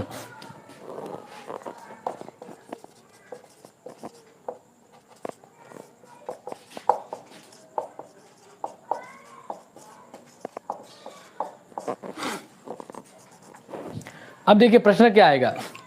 प्रश्न ये आएगा, जैसे एक आदमी आपको प्रश्न ऐसे बता देता हूं कि लेखा परीक्षण के बारे में बताइए, या लोक प्रशासन के अंतर्गत लेखा परीक्षण की प्रक्रिया के बारे में बताइए, ठीक है। या एक प्रश्न ऐसा घुमा के आ सकता है जो शायद आपको कंफ्यूज करे, तो वो मैं आपको जैसे समझाऊं। तो प्रश्न ये आ सकता है जैसे कि लेखांकन और लेखा परीक्षण के पृथक्करण के पक्ष और विपक्ष में तर्क दीजिए। या प्रश्न आ सकता है कि किन तरीकों के आधार पर भारत में लेखा परीक्षण की आलोचना की जाती है, ये प्रश्न आ सकता है। या फिर आ सकता है कि लेखा परीक्षण की दो प्रचलित पद्धतियों के नाम बताइए, या लेखा परीक्षण या लेखांकन में अंतर बताइए। तो इस तरह से 2-3 प्रश्न है वो अलग अलग से घुमा के आ सकते हैं। तो अब आपको तैयार करना है, यानी आपको समझाना है, तो मैं सीधा साधा टू द पॉइंट पे और बात करते हैं। लेखांकन और लेखा परीक्षण क्या है? तो लेखांकन का मतलब तो होता है अकाउंट्स, ठीक है ना, अकाउंट्स करना, यानी विस्तारित, जैसे आपको पता होगा, इसी अपने कॉमर्स के जो स्टूडेंट उनको भी पता होता है कि अकाउंट्स करना यानी उसकी खातादारी करना, यानी अकाउंट्स करना यानी देख रेख करना, ठीक है। लेखा परीक्षण ये काफी इंपॉर्टेंट है। लेखा परीक्षण जो आप समझते हैं ऑडिट, ये है जांच करना। और अकाउंट से हो गया कार्य करने का मतलब, और ऑडिट हो गया जांच करना। जैसे बात करें, जो भी सरकारी कर्मचारी होते हैं वो जिस विभाग पे काम कर रहे हैं, तो वो उस विभाग में सही से काम कर रहे हैं या नहीं, उसके मध्य कोई वित्तीय अनियमितता गड़बड़ी तो नहीं है, हिसाब किताब क्या है।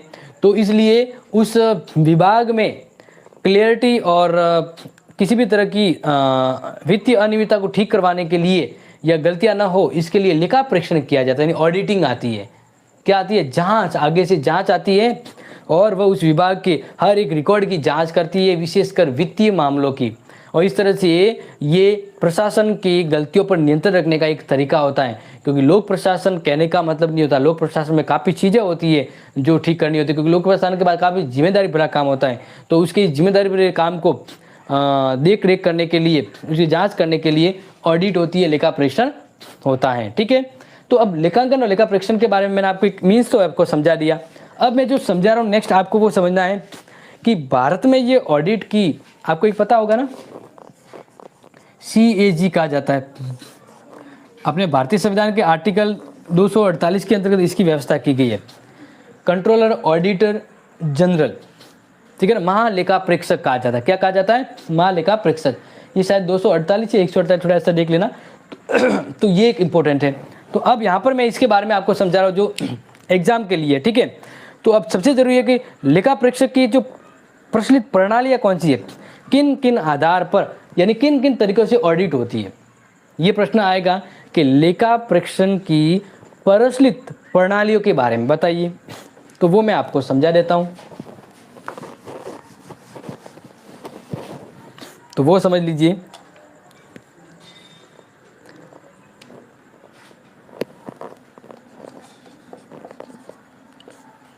लोक लेखों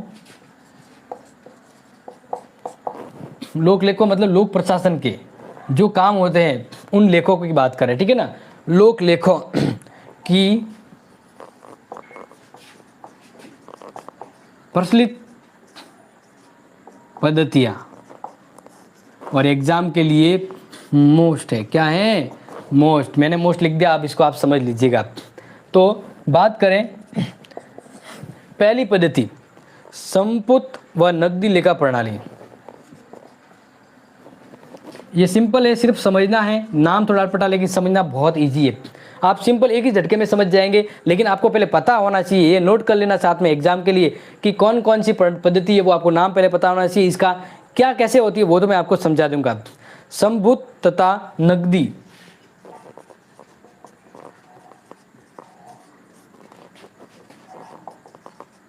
लेखा प्रणाली, ठीक है। अब देखिए, संपुट का मतलब ऐसे समझना है आपको कि संपूर्ण जो प्रणाली होती है, यानी कहने का मतलब है कि ये जो पद्धति है वो स्पेशली कहाँ पर ज़्यादा यूज की जाती है। तो वो मैं आपको छोटा सा यहाँ पे लिख देता हूँ। फ्रांस में ये प्रणाली ज़्यादा पॉपुलर है। फ्रांस में संपुट लेखा प्रणाली पॉपुलर है, इसी के द्वारा वहाँ पे ऑडिटिंग होती है। इसके अंदर देखो क्या होता है, ध्यान रखना है कि संपुट प्रणाली के अंतर्गत आय तथा व्यय को लेख में उस समय दर्ज किया जाता है जबकि आय प्राप्ति का स्वामित्व हो। आय व लेखो, आय व व्यय का लेख नोट कर लीजिए। आय एवं व्यय,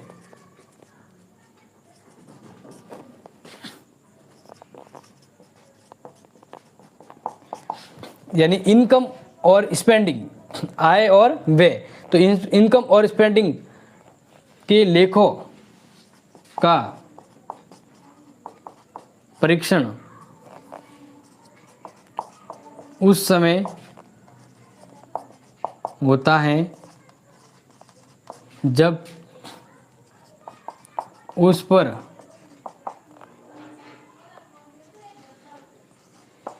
स्वामित्व अधिकार हो।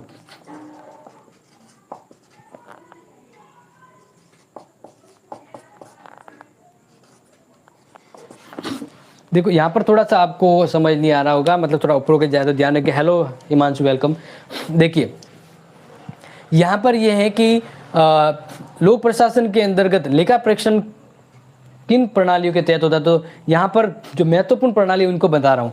पहला है संपुट, दूसरी संपुट और नकदी लेखा प्रणाली। संपुट में क्या होता है कि मान लीजिए एक विभाग के अंतर्गत जैसे जो भी काम हो रहा है, उस काम के लिए पैसा कहाँ से आ रहा है और कहाँ जा रहा है, तो इसकी जो जांच होती है। अब इसकी जांच कब होती है वो सबसे ज़रूरी है। तो यहाँ पर ध्यान दीजिए, जैसे मैं मान लेता हूँ कि, या एक बात करें, भारत की बात करते हैं, तो भारत के मान लीजिए बजट ही बनाना हो, तो वो उसको पता है कि भाई इस बार इतना पैसा आने वाला है, इतना पैसा जाने वाला है, उसको पहले ही पता है। ये उसके पैसा जहाँ से आ रहा है उस पर सरकार को पहले से उस पर अधिकार है और वो पैसा वहाँ से आएगा। तो इस तरह से ऑडिटिंग करना, यानी कहने का मतलब है, जैसे मान लीजिए एक एग्जाम्पल तो बहुत सारे आ रहा है, आपको कौन सा एग्जाम्पल दूँ। हम यहाँ पे बात करें कि स्कूल में पैसा आ रहा है और वो पैसा वापस स्कूल के कर्मचारियों पर खर्च करना होता है। तो अब यहाँ पर ये देखा जाता है कि जैसे मान लीजिए मैं चेक करने आ गया, मैं स्कूल में चेक करने आया कि भाई यहाँ पे काला धन तो इकट्ठा नहीं हो रहा है। तो फिर मैं क्या करूँगा कि कितने बच्चे पढ़ रहे हैं, तो वहाँ से पैसा फिक्स है वो आएगा, और ये पैसा कहाँ पर खर्च हो रहा है, तो जहाँ से आ रहा है वो तो फिक्स है, तो मैं उसको आधार मानकर जांच करूँगा। यही है संपुट। ध्यान रखिएगा, ये अब जो मैं पढ़ा रहा हूँ थोड़ा इकोनॉमी साइड वाला पोर्शन आ गया इसमें, ठीक है। क्या मैंने समझाया कि जहाँ से इनकम आ रही है उसको ध्यान में रखते हुए वो पैसा जो इन्वेस्ट हो रहा है, तो उसको आधार मानते हुए जब मैं जांच करूँगा, या लेखा परीक्षक है जो अंकेक्षक है वो जांच करते हैं, तो वो प्रणाली कहलाती है संभूत प्रणाली। समझ में आया कि नहीं आया? क्योंकि ये मैंने कहा है कि इम्पोर्टेंट है, तो मतलब इम्पोर्टेंट है तो सने खाने जितना काम नहीं है, लोहे के सने खाने जितना काम, यानी थोड़ा तो मेहनत लगाना पड़ेगा। मैं आपको 2 से 3 बार ये समझा रहा हूँ, तो इसलिए आपको प्रयास करना होगा कि संपुट प्रणाली का मीन्स ये होता है कि आय और व्यय के लेखों का परीक्षण उस समय किया जाता है जब उस पर स्वामित्व हो। जैसे मैं सिंपल स्कूल का ही एग्जाम्पल दिया है कि स्कूल की जांच ऑडिट करने वाला आया कोई भी, तो वो पहले देखेगा कि स्कूल के पास पैसा कहाँ से आ रहा है, तो पैसा सिंपल से आ रहा है, स्टूडेंट कितने हैं उस हिसाब से फीस कितनी है उतना आ रहा है, तो ये तो उसका स्वामित्व हो गया कि वहाँ से पैसा आएगा ही आएगा। तो उसको आधार रखते हुए वह जांच करता है कि पैसा कितना खर्च हुआ, ठीक है। तो ये आपको समझ में आ गया होगा, और ये कहलाता है संपुट लेखा प्रणाली। क्या हो गया? संपुट लेखा प्रणाली। डियर ध्यान रखिएगा, ये आपके नंबर लाने वाले, इसलिए। इसके अलावा दूसरी बात करूं,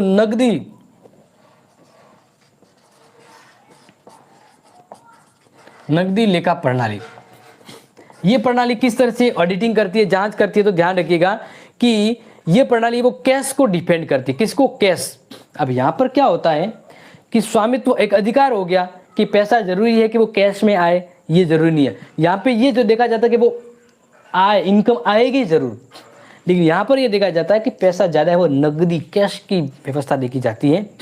यहाँ पर क्या है कि प्राप्तियां और खर्चों का इंदिराज उस समय किया जाता है जब आय वास्तव में प्राप्त हो चुकी हो या भुगतान किया जा चुका हो।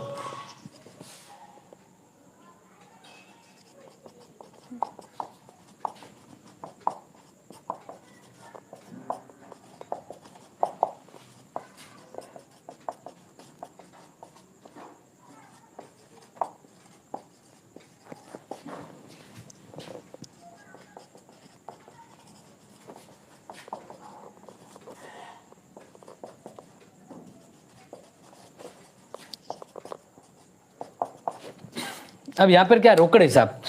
ये कैसी है? रोकड़ हिसाब वाली है, रोकड़ हिसाब प्रणाली है। मतलब यहाँ पर क्या है, इसमें समझिए कि ये ऑडिटिंग है, जांच की हम बात करें कि भाई लोक प्रशासन में जो सरकारी विभाग कर्मचारी के अंतर्गत वहाँ पे ऑडिट होती है, तो ऑडिट किन किन तरीकों से होती है।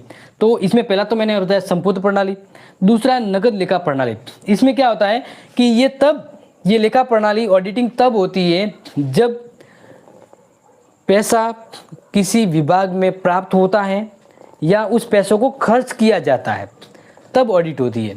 ऐसा नहीं हो कि पैसा पड़ा हुआ है एक विभाग में तब उसकी ऑडिट की जाए, नहीं।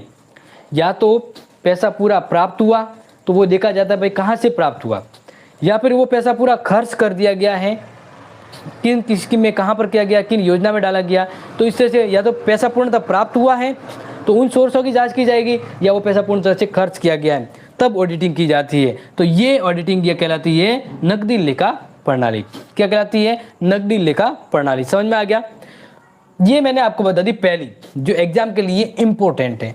अब है इसी की दूसरी प्रणाली, क्योंकि दोनों में से आपको कंफर्मली पूछा जाएगा। तो यहां पर है दूसरी, लागत लेखांकन प्रणाली। लागत लेखांकन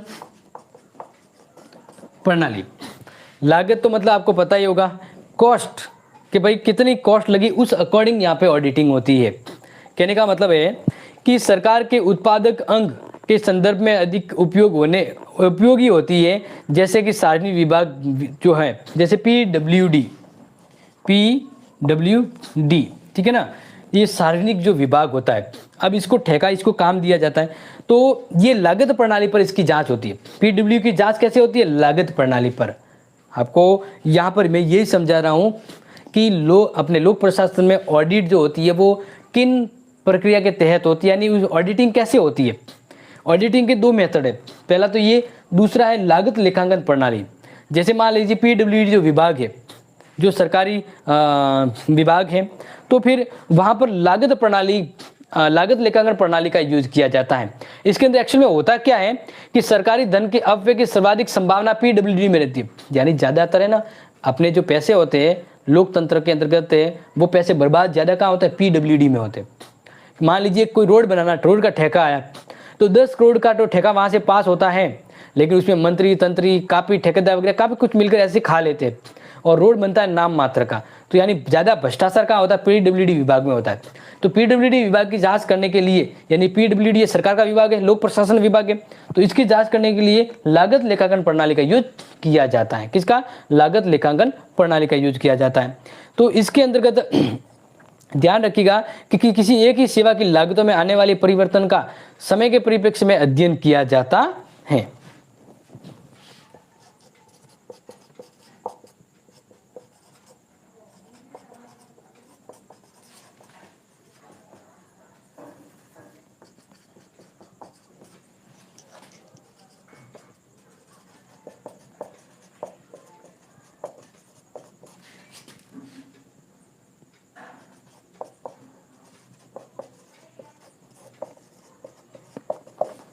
ठीक है, तो इस तरह से समझ में आ गया कि लागत लेखांकन प्रणाली वो पीडब्ल्यू में होती है, क्योंकि पीडब्ल्यूडी ठेके पे काम करता है और वो कहता है कि भाई इतना काम मेरे हुआ, इतना पैसा, इतने रोड बना, तो इसकी वापस जांच होती है। यानी एक वस्तु की कितनी लागत थी और कितना पैसा गया और पैसा किस तरह से पहुंचा है। तो इस तरह से सरकार की लेखांकन यानी ऑडिटिंग की जाती है। ये ऑडिटिंग है, यानी प्रशासन के अंदर तो ऑडिटिंग के दो तरीके हैं फेमस तौर पे।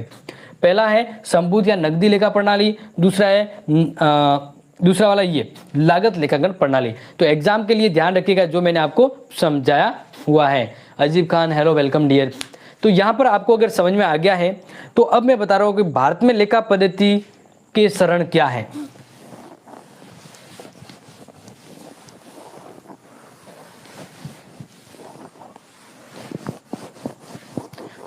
और ध्यान रखिएगा, ये जो मैं आपको टॉपिक बता रहा हूं ना, ये आपको कहीं पे भी एज ए लाइव क्लास के रूप में या रिकॉर्डेड क्लास के रूप में भी नहीं मिलेंगे। तो इसलिए आपसे ये एक स्पष्ट तौर पे कहना चाहूँगा कि आप अगर अच्छे से देखें तो बिल्कुल समझ के और नोट भी करें, क्योंकि बाकी आपको सेल्फ रीडिंग में समझ में नहीं आएगा। इसलिए इस क्लास को आपको देखना अति आवश्यक होगा और आई थिंक आपको यहीं पर ये चीज़ें अवेलेबल हो पाएगी। तो बिल्कुल समय निकाल के इसको समझना है, क्योंकि समय अगर आपने किसी चीज़ को दिया है तो आज का सबसे बड़ा इंपॉर्टेंट गिफ्ट भी समय होता है। समय अगर आपने यहाँ पे दिया है तो आपको इसका बराबर भुगतान मिलेगा।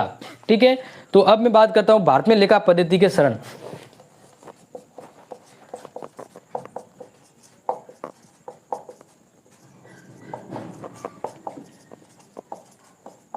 भारत में लेखा पद्धति के चरण की बात करें तो ध्यान रखिएगा, भारत में लेखा पद्धति के चरणों की बात करें तो भारत में लेखा पद्धति है, यानी भारत में जो लेखांकन का मतलब क्या होता है, ऑडिट।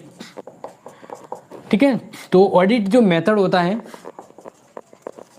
वो 4 तरह से होता है। कितने तरह से होता है, 4।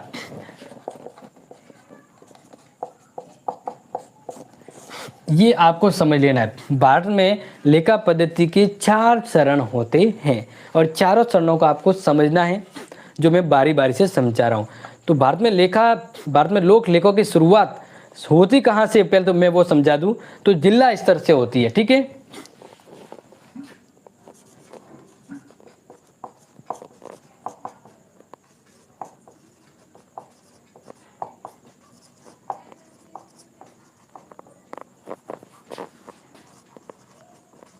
शुरुआत कहाँ से होती है, जिला स्तर से होती है। यानी जिला स्तर से पहले ऑडिटिंग होती है, फिर लेवल धीरे धीरे लेवल ऊपर होता है, वहाँ पर ऑडिटिंग होती है। तो पहले शुरुआती स्तर पर जिला स्तरीय प्रशासनिक जो व्यवस्था होती है, प्रशासन होता है, वहाँ पर ऑडिट होती है। उसके बाद अलग अलग लेवल पर होती है। तो ये ध्यान रखिएगा, यहाँ पे हम बात ही यही कर रहे हैं कि भाई लेखा पद्धति के भारत में चरण है वो 4 तरह से लेखा पद्धति के स्टेप फॉलो होते हैं। लेकिन उसकी शुरुआती अगर बात करें कि कहाँ से ऑडिटिंग होती है, क्योंकि हम बात करें लोक प्रशासन यानी सरकारी अधिकारी, तो जिला स्तर से शुरुआत होती है। तो भारत में जिला स्तर से लेखांकन होता है। लेकिन अब मैं आपको बता रहा हूं कि भारत में लेखा पद्धति की 4 स्टेप में लेखांकन होता है। तो ये चारों स्टेप आपको बिल्कुल समझ लीजिएगा, एग्जाम के लिए काफ़ी इंपॉर्टेंट है और वे मैं आपको यहाँ पे समझा रहा हूँ, ठीक है। तो ये जो ऑडिटिंग के बारे में मैं आपको बताऊँ तो सबसे पहले ध्यान रखिएगा कि उस प्रशासनिक दफ्तर में जहाँ वित्तीय लेन देन कार्य प्रारंभ होता है, प्रत्येक माह में 2 बार जिला कोषाधिकार द्वारा प्राप्ति और भुगतान के लिए वहाँ पर महालेखाकार के दफ्तर में पहुँचाए जाते हैं। तो सबसे पहले वित्तीय लेन देन है वह जिला स्तर पर होती है। कहाँ पर होती है? जिला स्तर पर। पहला चरण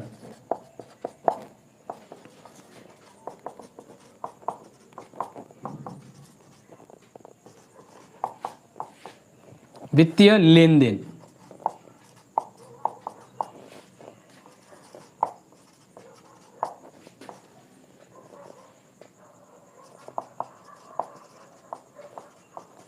और करता कौन है?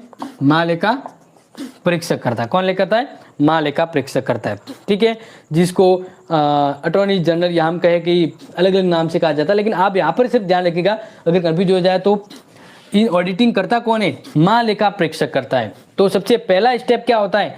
पहला स्टेप ध्यान रखिएगा कि लेखा पद्धति की जो चरण है भारत में 4 चरणों में होता है। पहले चरणों में जिला स्तर पर उनके जो भी दफ्तर होता है जिला स्तर पर, उस दफ्तर में आय और व्यय की जांच होती है और ये जांच है वो महालेखा परीक्षक के अंडर में होती है। तो पहले स्टेप में होती है जिला स्तर की बात करें।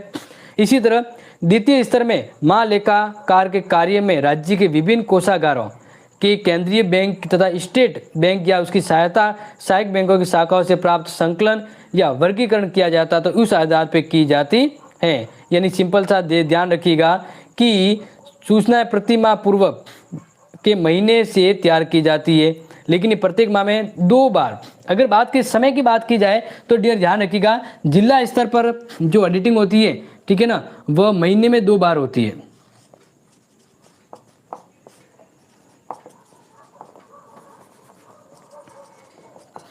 क्योंकि समय थोड़ा आ सकता है, इसलिए ध्यान रखिएगा कि महीने में 2 बार होती है, ठीक है। अब बात करते हैं दूसरा स्तर पे ध्यान रखिएगा कि विभिन्न कोषागारों के महालेखा यानी जो भी ऑडिट होते हैं, जो चेक करने वाले होते हैं, ऑडिटर होते हैं, ठीक है ना, तो महालेखाकार के कार्यालय में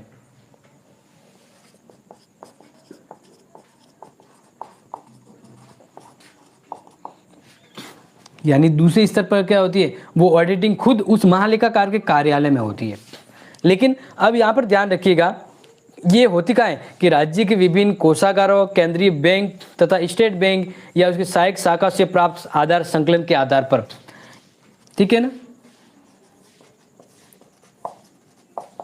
राष्ट्रीय बैंक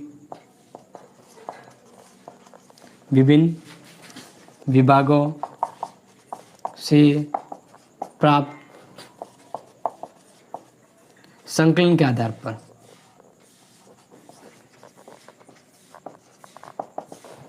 अब यहाँ पर ऐसा होता है सर, आप बुक में देख के बता रहे, हाँ बिल्कुल, क्योंकि मुझे एक साथ पूरी बुक क्लियर करवानी होती है तो मुझे ये पता होना चाहिए कि कोई चैप्टर बाहर का तो नहीं है, और इसके अलावा जो टू द पॉइंट पढ़ाना है तो पॉइंट बिल्कुल ध्यान होना चाहिए। अब जैसे बात करें कि कंपटीशन की तरफ वो बोर्ड पे लिख के आते हैं और उसके आंसर वो वहीं पर दे देते कि ये सही है वो सही है, तो अपने कंपटीशन एग्जाम की तरह नहीं, अपने कॉलेज एग्जाम की तरह।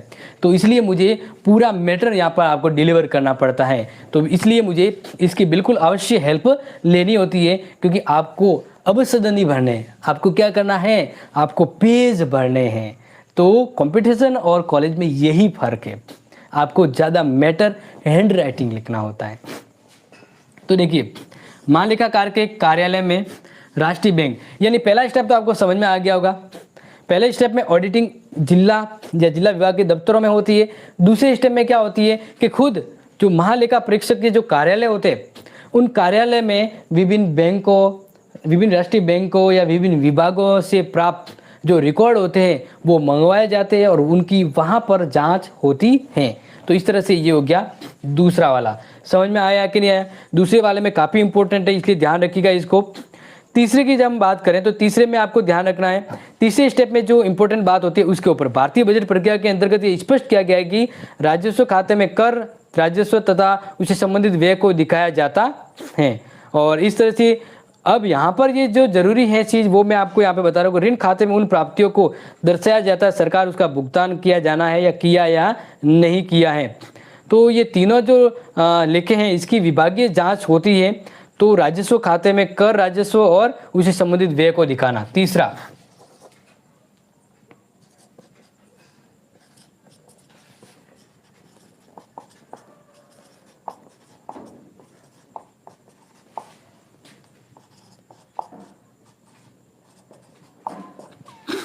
राजस्व खाते में यहाँ पर इसको थोड़ा सा ध्यान रखिएगा कि राजस्व खाते की जैसे बात करें कि जितेंद्र हेलो यानी आपको समझ में आ गया कि मैं क्यों हेल्प ले लूँ चलो बढ़िया है, क्योंकि अपनी कॉलेज और कंपटीशन में काफ़ी फ़र्क होता है। जैसे अब मैं आपको अपनी क्लास लगेगी BSTC की लगेगी, तब अपनी पढ़ाने का एक अलग होगा, कॉलेज का अलग होता है, क्योंकि जो जैसा होता है ना कि भाई जो जैसा देश वो वैसा भेष पहनना पड़ता है।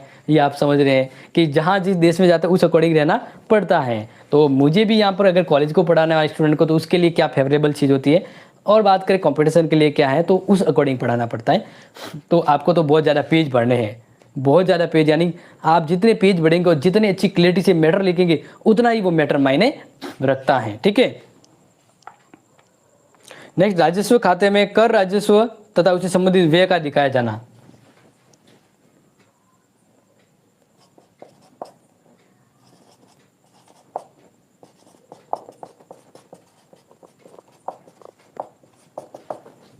तो तीसरी बार में क्या होता है कि राजस्व खाते में आयकर राजस्व और व्यय को दिखाया जाता है। आयकर राजस्व और व्यय को दिखाया जाता है, क्योंकि हम 4 चरणों की बात करें तो जो तीसरा जो चरण है उसके अंदर यही कहा जाता है कि जो कोष है यानी जो इनकम है जो प्राप्त हो रही है और जो खर्च हो रहे हैं, जो प्राप्त हो रही है और जो खर्च हो रहे हैं उन्हीं व्यय को रेखांकित किया जाता है। ठीक है ना, यहाँ पर ध्यान रखिएगा, उन्हीं को रेखांकित किया जाता है और पुनः उनका भुगतान या उसकी वसूली है वो की जाती है। तो यहाँ पर आपको समझ में आ गया होगा कि पूंजी खाते में उधार ली गई कोषों को एकत्रित किया जाता है, उससे संबंधित व्यय को दिखाया जाता है।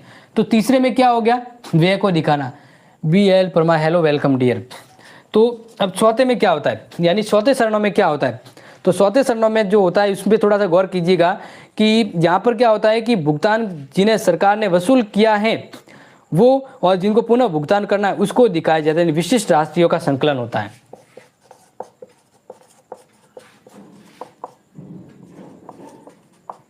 विशिष्ट राशियों का संकलन मतलब भुगतान एवं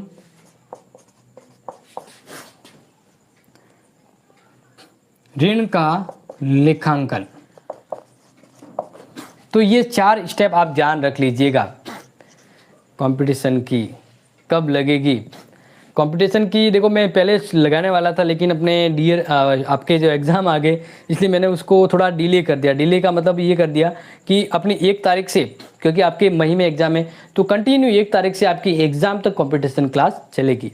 ठीक है डियर, तो बात करते हैं ये 4 स्टेप यानी 4 चरण मैंने आपको यहाँ पे समझाए। तो इस तरह से देखा जाए तो यहाँ पर जो सबसे जरूरी है उपयुक्त चारों लेखों की तैयारी करते समय लेखांकन है वो प्राप्ति और व्यय को ध्यान में रखता है। यानी जो ऑडिटर होता है ना, जो ये महालेखाकार, वो जांच करने के लिए 2 चीज़ों पे ध्यान रखता है कि पैसा कहाँ से आया है और पैसा कहाँ खर्च हो रहा है, यानी आय और व्यय। बस ये 2 चीज़ों को ध्यान में रखते हुए ज़्यादातर ऑडिट होती है, आय और व्यय को ध्यान में रखकर होती है। क्या पेपर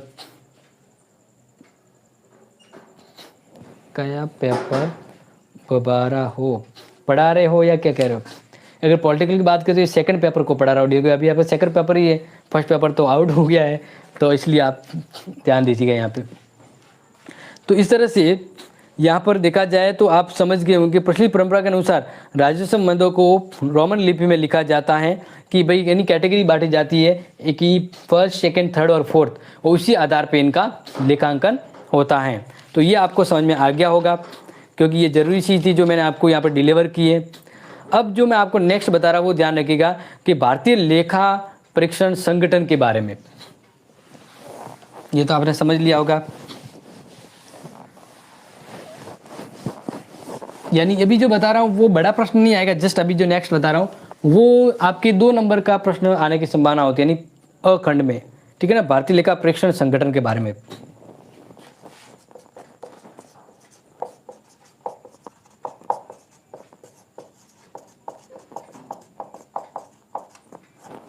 यानी ये जो ऑडिट करने की जो भारत में व्यवस्था है उसके बारे में बात करेंगे, किस तरह से संविधान में इसको वर्णित किया गया है, कौन कौन से अधिकारी कर्मचारी वो काम करते हैं, तो वो मैं आपको यहाँ पे समझा रहा हूँ भारतीय लेखा परीक्षण संगठन के बारे में। ठीक है, तो ध्यान रखिएगा कि इसके अंदर काम करने वाला सबसे जो प्रमुख जो व्यक्ति होता है वो होता है नियंत्रक, एक महालेखा परीक्षक।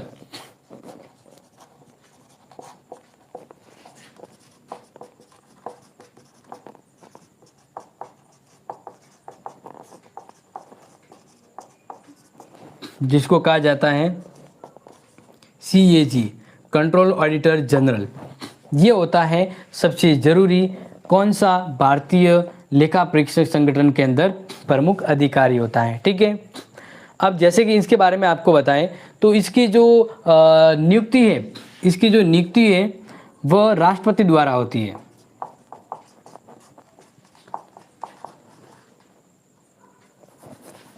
बस इतना ही ध्यान रखिए, राष्ट्रपति के द्वारा होती है। नेक्स्ट ध्यान रखिएगा कि एक बार नियुक्ति हो जाने के बाद इसे पद से नहीं हटाया जा सकता है, तो इस तरह से ये सुरक्षित पद हो जाता है और इनका जो कार्यकाल होता है वो 6 वर्ष होता है। अगर इनको हटाना है तो इनको हटाने के लिए इनके पद को हटाने के लिए अपनी राष्ट्रपति की जो हटाने की प्रक्रिया वही होती है, यानी महाभियोग प्रक्रिया के द्वारा। महाभियोग प्रक्रिया के द्वारा ही नियंत्रक महालेखा परीक्षक को हटाया जा सकता है। इनको राष्ट्रपति नियुक्त करता है और इसमें 6 वर्ष का इसका जो कार्यकाल है वो होता है, ये ध्यान रखिएगा। ठीक है, इसके अलावा ध्यान रखें कि इसके अलावा 3 और सदस्य होते हैं जो इसकी हेल्प और सहायता करते हैं। ठीक है, ये थोड़ा सा ध्यान रख लीजिएगा। तो भारतीय महासंगठन अपने लेखा परीक्षण की बात करें तो ये स्ट्रक्चर ये कैसे काम करता है, तो ये अलग अलग स्टेज पे काम करता है, अलग अलग स्टेज पे काम करता है। तो सबसे पहले मैं बताऊं तो इसके संगठन की बात करूं तो पहला जो स्टेज मैं आपको बता रहा हूं अलग अलग लेवल पे काम करता है। तो पहला है महालेखा परीक्षक का प्रधान कार्यालय।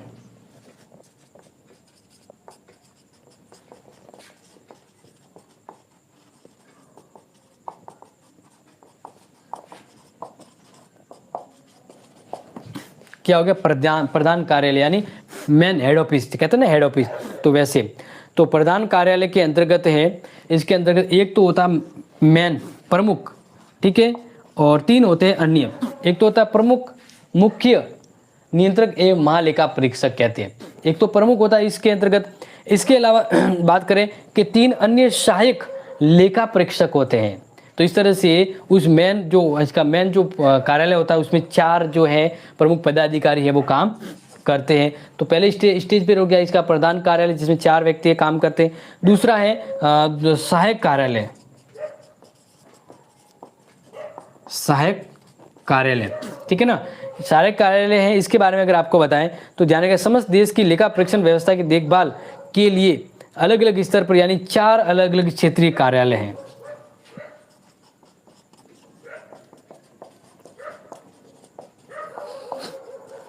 ठीक है, तो यहाँ पर ध्यान रखिएगा 4 अलग अलग कार्यालय होते हैं।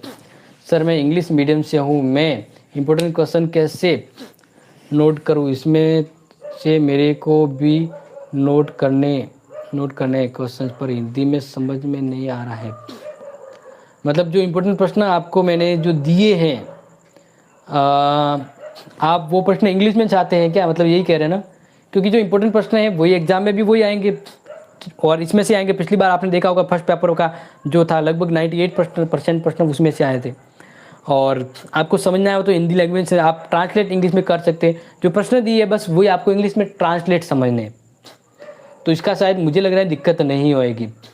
अगर आपको ऐसा लग रहा है कि इम्पोर्टेंट प्रश्न के बारे में और कोई दिक्कत हो रही है आपको, मतलब इन प्रश्नों को अगर ट्रांसलेट करने में अगर दिक्कत हो रही है तो आप ऐसा करें कि आप मुझे व्हाट्सएप पे कमेंट कर दीजिए, मैं उसकी अलग से आपको ट्रांसलेट करके प्रश्न का है वो आपको मैं मतलब इम्पोर्टेंट प्रश्न बता दूंगा।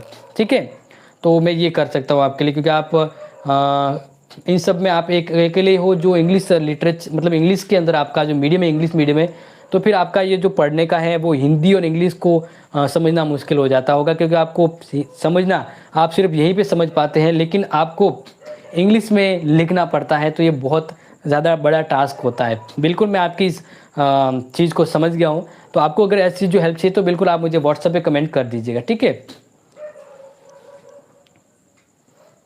BL परमार कह रहे कि सर प्रथम पेपर दोबारा होगा क्या? देखो संभावना तो यही है, संभावना मतलब कहने का मतलब है कि हाँ ये होने की संभावना है। तभी तो देखो मैंने क्या कहा है कि चलता रहूँगा पथ पर, यानी मेहनत करते रहना है, रुकना नहीं है कि भाई पेपर फर्स्ट हो गया है तो नहीं वो ख़त्म हो गया, नहीं। आपको यही कहेंगे कि जो मेहनत की है, यानी चलता रहूँगा पथ पर, चलने में माहिर हो जाऊँगा। अगर मेहनत करोगे तो एक्सपर्ट हो जाओगे, और मेहनत की है तो कहीं ना कहीं आपको अपनी मंजिल, अपनी सफलता मिल जाएगी। और अगर पेपर वापस नहीं भी होता है तो क्या होगा, एक अच्छा मुसाफिर, एक अच्छा टैलेंटेड और समझदार तो बन ही जाऊंगा। तो ये आपके लिए ही आज मैंने आपको समझाया है ये, ठीक है ना। तो पेपर दोबारा होता है तो टेंशन लेने की जरूरत नहीं है, क्योंकि अब की बार आपने पूरी तैयारी से पूरा मैटर लिखा है। अब की बार ऐसा करें कि पूरे मैटर को एडवांस और अच्छी राइटिंग के साथ, अच्छे इफेक्ट के साथ, जो गलतियां हुई इसको सुधार करते हुए लिखें। यानी मान लीजिए अगर 80 नंबर आ रहे थे तो इस बार तो 100 में से 100 आने चाहिए, क्योंकि मैं पुनः आपकी हेल्प करने को तैयार हूँ। बस आप ये रखिए कि अब जो होगा देखा जाएगा। अपनी मेहनत, अपनी किस्मत अपने हाथ में है। तो अब आगे की किस्मत वो देखेगा, मेहनत मैं करूँगा। आगे अगर पेपर दोबारा होगा तो मैं न पीछे रहने वाला हूँ, न डरने वाला हूँ। मैं तो और बेहतर करूँगा, क्योंकि पेपर अगर होगा तो सबके होगा, तो सबके लिए मेहनत करनी है। यानी कुछ तो है वो ढीले पड़ के होंगे, लेकिन आपको मजबूत रहना है। और ड्यू की तो मैंने की बात करी, अगर पेपर वापस होगा तो जब भी होगा पूरी इंफॉर्मेशन आपको दूंगा। लेकिन अभी तो संभावना हो रही है कि पेपर वापस होगा, तो संभावना और वास्तविकता में थोड़ा सा फर्क होता है। ओके, नेक्स्ट जो तीसरा स्तर होता है, यानी महालेखा परीक्षक का एक संगठन बता रहा हूँ, इसका स्ट्रक्चर कैसे काम करता है। हेड ऑफिस हो गया, सहायक कार्यालय हो गया, इसके 4 कार्यालय होते हैं, ठीक है।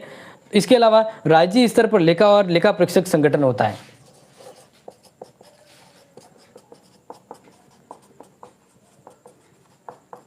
यानी हर अलग अलग राज्य में भी, हर अलग अलग राज्य में भी लेखा और लेखा परीक्षण संगठन होता है।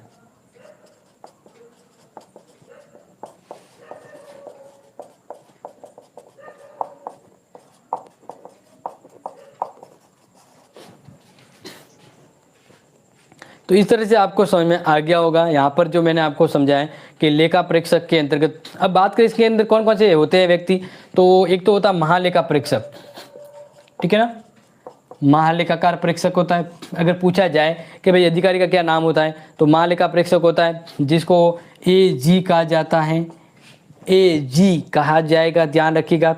इसके अलावा बात करें उप महालेखा परीक्षक होता है। कौन होता है, उप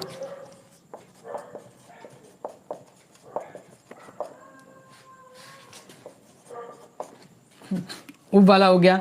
और तीसरा होता है वो सहायक,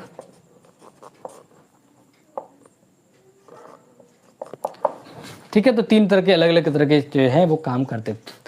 सर आप बहुत अच्छे से पढ़ाते हो सर, काश मेरे मीडियम हिंदी होता है। टेंशन मत लीजिए, आपका इंग्लिश है तो भी आपको गर्व होना चाहिए। इस तरह से मैं आपको समझाऊंगा, ठीक है। आगे बात करें, ये आपको चीज़ समझ में आ गई होगी। तो अब मैं नेक्स्ट आगे बढ़ता हूँ अपने आगे आने वाले महत्वपूर्ण जो टॉपिक है उसको लेकर। और ये लास्ट है जो मैं आज आपको पढ़ाने वाला हूँ, ठीक है। इसके बाद मैंने आपको कहा है कि आपका जो पिछले साल जो एग्ज़ाम हुआ था उस पेपर में जो दोबारा आ सकते प्रश्न, उसकी सॉल्यूशन एक तो मैं आपको कल करवाऊँगा। और एक आपका जो सेक्शन A है उसके अंदर जो प्रश्न आ रहे हैं उसको लेकर मैं कुछ एक प्रश्न आपके सामने लेके आऊँगा, और उस प्रश्नों को आपको हार्ड एंड फास्ट यानी फटाफट बताऊँगा, ठीक है। तो वो क्लास बिल्कुल मिस मत कीजिएगा। और बाकी आपके एग्ज़ाम तक तो आपको प्रिपेयर करवा ही दूंगा। और अगर आपके ये जो पेपर जो है सेकंड पेपर, इसमें पहले मैंने राय मैराथन ले ली है। यूनिट 1, 2, 3 और 4 यूनिट लगभग आ रही थी उसमें, तो 3 यूनिट तो मैंने ऑलमोस्ट पढ़ा दी है। उसके मैराथन क्लास रिकॉर्डेड है, वो देख लीजिएगा। बाकी जो 4th यूनिट आधी थी रह गई थी और 5th यूनिट तो वो मैं कवर करवा रहा हूँ, ठीक है। तो ये वाली चीज़ आपको क्लियरली समझ में आ गई होगी। तो अब बढ़ते हैं आगे।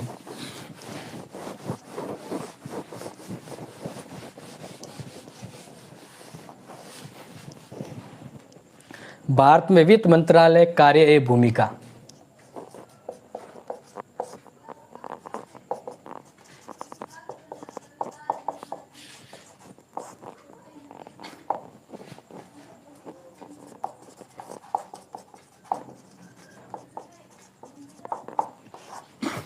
वित्त मंत्रालय की बात कर रहे हैं तो बिल्कुल ध्यान रखिएगा कि thank you BL Parmar, thank you so much. आप बस एक ज़रूर कीजिएगा कि मैं अगर आपके लिए मेहनत कर रहा हूँ तो आप इस चैनल के लिए थोड़ा सा प्रयास करेंगे कि जब आपको मौका मिले आप इस चैनल को सपोर्ट करने का प्रयास करें हर स्तर पर, ठीक है। आपके लिए यथासंभव आपके आगे भी काफ़ी काम आएगी ये क्लास, और बाकी आप जिसको भी शेयर करोगे ये ज्ञान, कहते हैं ना ज्ञान बांटने से बढ़ता है, तो ये तो हर कोई आपको एक टैलेंटेड रूप में ही बताएगा कि हाँ ये बहुत बढ़िया काम है। तो बात करते हैं सबसे पहले तो वित्त विभाग के स्ट्रक्चर को मैं बता देता हूँ।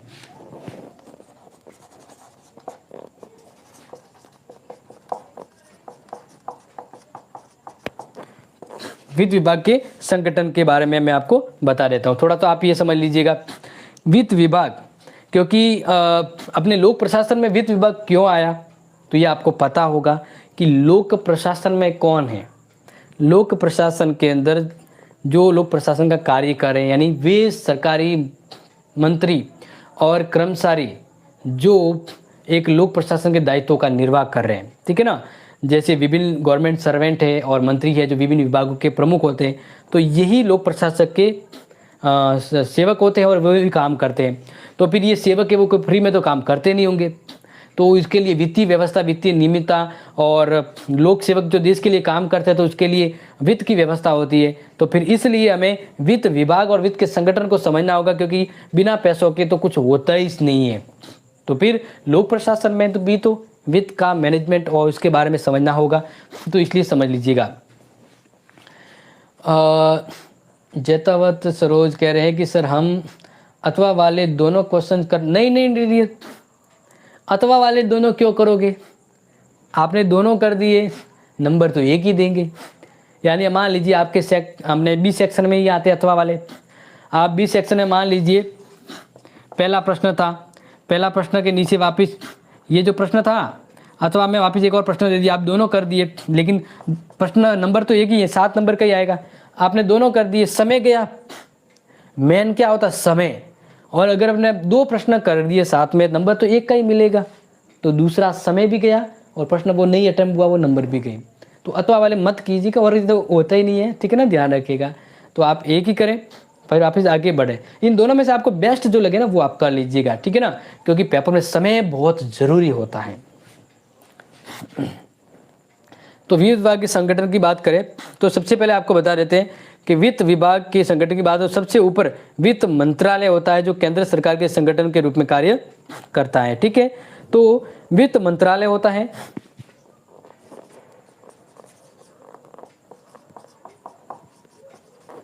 कौन होता है, वित्त मंत्रालय होता है।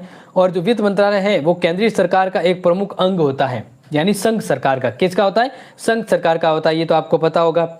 अब इसमें मैं आपको बताऊं तो इसके अंतर्गत कैबिनेट स्तर के मंत्री हैं वो होते हैं,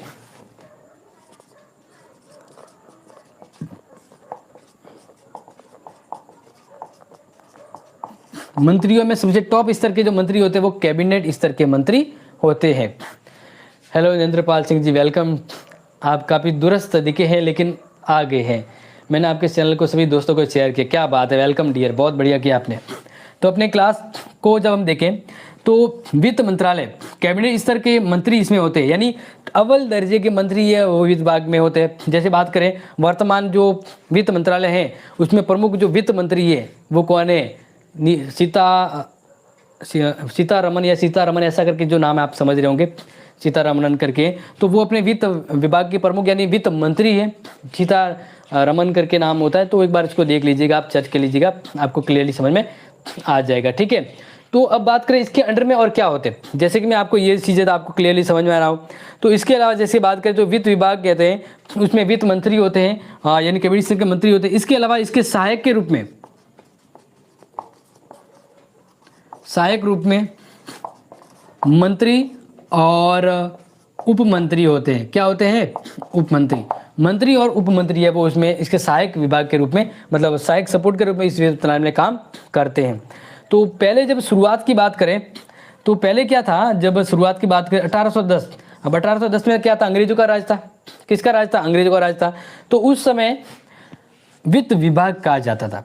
क्या कहा जाता था? वित्त विभाग कहा जाता था। लेकिन भारत की आज़ादी के बाद, भारत आज़ाद हुआ तो उसके बाद वित्त विभाग ने कहा जाता, अब क्या कहा जाता है?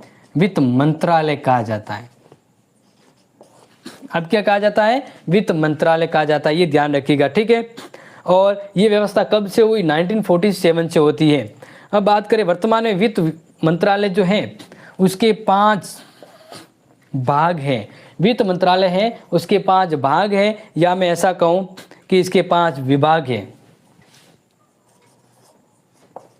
जो वित्त मंत्रालय है वो 5 विभाग के रूप अंतर्गत बढ़ के काम करता है। तो 5 विभागों के आपको नाम बता रहा हूं, फटाफट से नोट कर लीजिएगा कि वित्त विभाग के 5 मंत्रालय हैं। उन 5 विभागों के नाम आपको पता होने चाहिए, क्योंकि एग्जाम में वो पता पूछ लिया कि वित्त मंत्रालय है वो 5 विभागों के अंतर्गत मिलकर काम करता है। तो 5 विभाग कौन कौन से हैं? ठीक है, तो पहला है आर्थिक कार्य विभाग।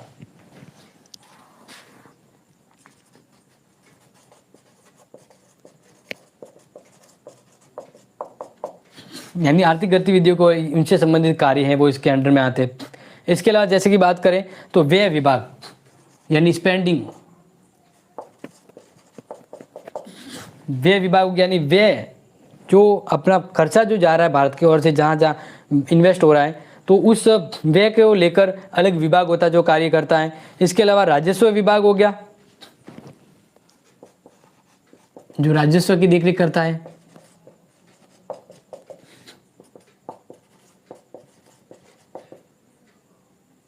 एक होता है इन्वेस्ट विभाग, जिसको विनियोजित भी कहते हैं। इन्वेस्ट जैसे हम बात करें विनिवेश विभाग, इन्वेस्ट को कहते हैं विनिवेश।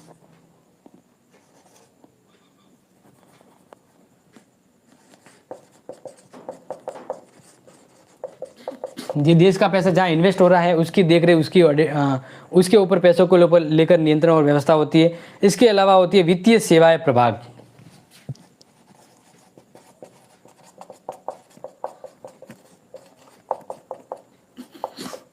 ठीक है, तो वित्त मंत्रालय है वो उसके संगठन के बारे में मैंने आपको बता दिया। और ये वित्त विभाग है, मतलब वित्त मंत्रालय जो है वह 5 विभागों के मिलकर बटकर काम करता है। ठीक है, ये आपको समझ में आ गया होगा। अब मैं नेक्स्ट जो आपको बता रहा हूँ उसको थोड़ा सा आप ध्यान दीजिएगा, एग्जाम के हिसाब से आपके आ सकता है, तो आपको नोट भी करना है और समझना भी है। ठीक है, तो पहला मैं बताऊँ कि आर्थिक विभाग के 2 विभाग कार्य है उसके बारे में तो छोड़ दीजिए। नेक्स्ट जो आ सकता है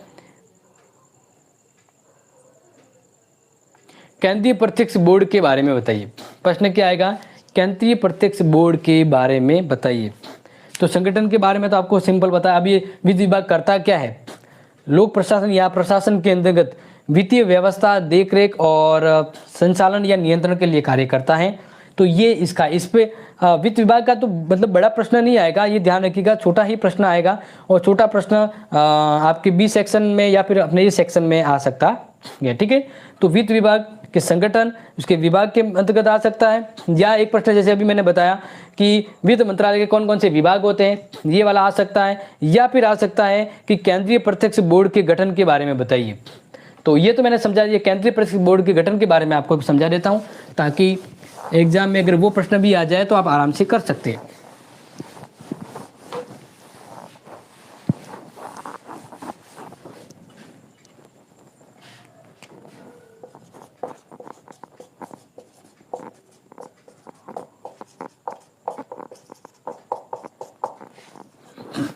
केंद्रीय प्रत्यक्ष बोर्ड, इसके बारे में आपके प्रश्न आ सकता है, तो थोड़ा ध्यान रखिएगा। ठीक है ना, ये बोर्ड है, इस बोर्ड की जो स्थापना है वह 1 जनवरी 1967 को हुई थी। 1 जनवरी 1967 को केंद्रीय प्रत्यक्ष बोर्ड, केंद्रीय प्रत्यक्ष बोर्ड की स्थापना हुई थी। ठीक है ना, ध्यान रखिएगा।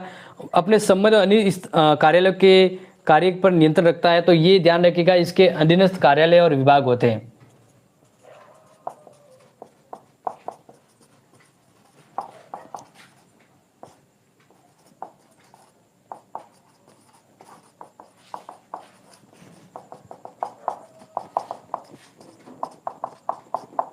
नियंत्रण रखता है।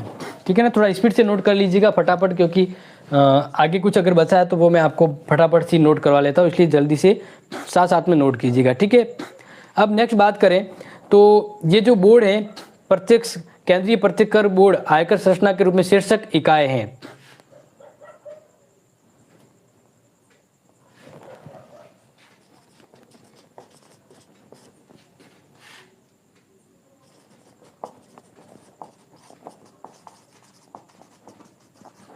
यानी इनकम जो ऑफिस इनकम सेक्टर होता है, कहने का मतलब प्रत्यक्ष कर बोर्ड जो होता है, तो प्रत्यक्ष जो कर बोर्ड है यानी जो इनकम टैक्स ऑफिस होता है उसमें सबसे ऊपर का जो ऑफिस होता है या ऊपर का जो विभाग होता है, मंत्रालय होता है, वो केंद्रीय प्रत्यक्ष बोर्ड होता है। और ये आयकर का शीर्ष निकाय हो गया, टॉप निकाय हो गया, ठीक है, इसके बारे में ध्यान रखिएगा।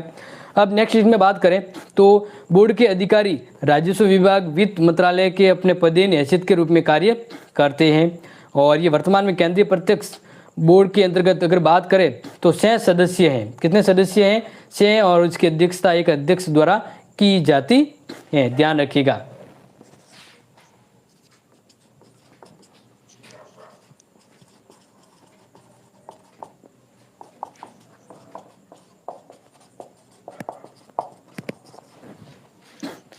इसमें यानी केंद्रीय प्रत्यक्ष बोर्ड के अंतर्गत एक तो अध्यक्ष होता है और 6 सदस्य होते हैं, और वे अपने विभिन्न अधीनस्थ कार्यालय और विभागों को नियंत्रण और उसकी व्यवस्था के रूप में कार्य करते हैं। यानी देश में कर व्यवस्था को लेकर केंद्रीय प्रत्यक्ष बोर्ड बना हुआ है, केंद्रीय प्रत्यक्ष कर बोर्ड बना हुआ है, ठीक है, ये थोड़ा सा ध्यान रखिएगा। तो भारत सरकार के पदेन विशेष सचिव भी होते हैं। बोर्ड के सदस्य भारत सरकार के पदेन अपर सदस्य होते हैं, ये समझ लीजिएगा।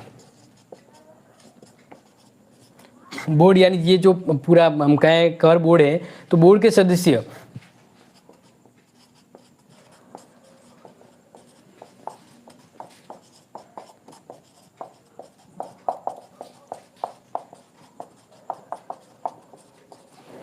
अब यहां पर ध्यान दीजिए, एक वर्ड आया पदेन। बोर्ड के जो सदस्य होते हैं वो भारत सरकार के पदेन सदस्य होते हैं। इसका मतलब ये होता है कि जब कोई भारत सरकार के मान लीजिए कैबिनेट के सदस्य बनते हैं तो उन्हें खुद ब खुद दूसरे विभागों की जिम्मेदारी मिलती है, तो इस तरह से उन्हें कहा जाता है पदेन सदस्य। कहा जाता है? पदेन सदस्य कहा जाता है। तो ये थोड़ा सा ध्यान रख लीजिएगा, ठीक है। तो ये मैंने आपको यहाँ पे समझा दिया। तो ये इम्पोर्टेंट चीज़ है वो आप ध्यान रखिएगा, और अपने एग्जाम को लेकर अगर ये चीज़ अगर आपके आती है तो इसमें बिल्कुल भी आप कमी मत रखिएगा, अच्छे से कर सकते हैं और बिल्कुल भी टेंशन लेने की मतलब ज़रूरत नहीं है। तो केंद्रीय प्रत्यक्ष यहाँ पर ध्यान रखिएगा, ये मैंने एक वर्ड लिखा है कर बोर्ड, ठीक है ना, इनकम टैक्स यानी CBI। तो उस तरह से वो एक जांच होती है। अब यहाँ पर ये कर के लेकर है, तो क्लियरली हो गया होगा, समझ में आ गया होगा जो मैंने आपको समझाना चाहा था। आई थिंक आपको ये चीज़ समझ में आ गई होगी। अब जो नेक्स्ट अपना जो इम्पोर्टेंट जो बचता है टॉपिक वो शायद अपन कल करेंगे, क्योंकि आज की क्लास अपनी काफ़ी हो चुकी है। अब जो कल जो हमें पढ़ना है वो मैं आपको थोड़ा सा आइडिया दे देता हूँ। बजट निर्माण और क्रियान्वयन के बारे में पढ़ेंगे। क्या पढ़ेंगे? बजट के बारे में, क्योंकि ये आपके श्योर है, आपको जो इम्पोर्टेंट प्रश्न दिए हैं उस प्रश्न इंपॉर्टेंट तो दिए लेकिन उसमें लिंक नहीं है। क्यों? क्योंकि वो वीडियो सॉल्यूशन जब बने नहीं है। तो जो मैराथन क्लास ले रहा हूँ उसमें मैं आपको जो पढ़ा रहा हूँ वो पढ़ना होगा, ठीक है, तो वो आप समझ जाइएगा। तो अगर मैं आपको समझ में बताऊं तो बता दें कि बजट क्या होता है। अगर ऐसा प्रश्न आ जाए तो आय व्यय का, एक देश के अंतर्गत आय व्यय का लेखा जोखा है वो बजट कहलाता है। ये थोड़ा सा आप ध्यान रखिएगा।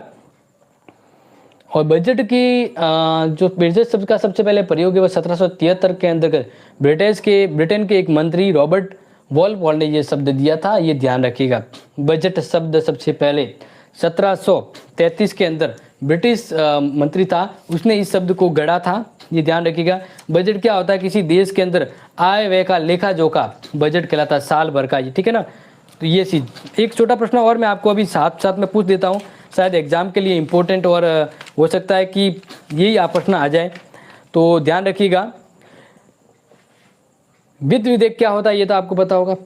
वह विधेयक जो सरकार के अंतर्गत आता है और वित्त से संबंधित होता है, वित्त विधेयक कहलाता है। लेकिन अब इसमें अगर आ जाए कि विनियोजित विधेयक क्या होता है, तो सरकार की मांगों को ध्यान में रखते हुए प्लानिंग के साथ जो नियोजन होता है वो वित्त नियोजन होता है।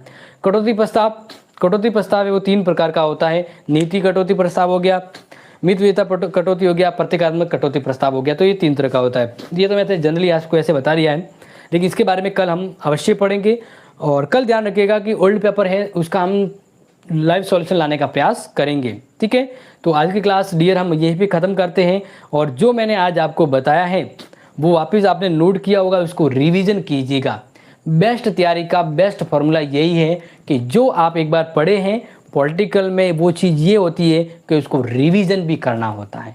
एक बार पढ़ने से नहीं, उसको एक बार सरसरी नज़रों से देखना होता है। तो आई होप आपको ये क्लास अच्छी लगी होगी। तो कल जब लाइव क्लास आए उससे पहले आपने अपने और मित्रों को भी लेके आए। आज की क्लास को हम दी एंड करते हैं। Take care and loving this video. Thank you so much.